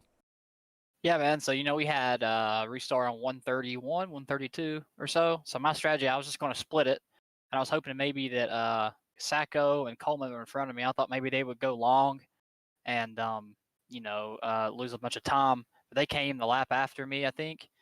But I had 3 seconds on Sacco when he came out of the pits and got up to speed. And I thought, I'm going to win. And then him and Coleman both ran me down in 20 laps. So they were just some kind of fast. I mean, I was just going to split it and hope that they had a bad strategy. But, they only went 1 extra lap. So for them, that was all they needed to do. And I think they had me on long run speed. I might have had something for them there at the end. I was trying to save really hard. but you know, we got that caution with 4 to go, which led to that shit show that was. But yeah. All right. Well, thank you, Gabriel. Congrats on the 3rd place. That puts you within a good point standing so far in the first part of the playoffs. Before we let you go, anybody you want to thank? Yeah, man. Huge thanks to Michael McKinnon and Brody LaBeouf for putting the series on. And thanks to you guys, Racecraft TV, for putting the broadcast on. Shout out to my brother Mitch for spotting me. Gave me a lot of good call outs there at the end. A lot of people wrecking behind me. And thanks to Clinton Sneed for doing the website and all that good stuff.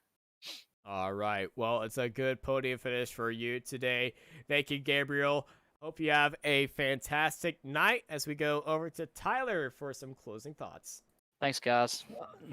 Yep, and boy, that was a wild finish, but I mean, overall, another crazy battle. Especially this being the first round of the playoffs, we were gonna see a lot of beating and banging, guys doing stuff that we haven't seen throughout the whole season. So, I mean, overall, this is what a typical playoff race would be at, and then you have some surprises here and there. And boy, that was those green-white checkers were a definite big surprise. Yeah, the green-white checkers putting the wild cards on play, but it certainly gave us a fantastic finish here on Homestead Miami Speedway for the first round of the NRE Power Systems Cup Series playoffs. Thank you, everybody, for joining us here on Racecraft TV. We certainly enjoy all of your support going on here and into the playoffs. I've been joined by Tyler Vickery. I'm Austin Knight, and I hope y'all have a great night. This Racecraft TV stream is brought to you by Artesian Builds.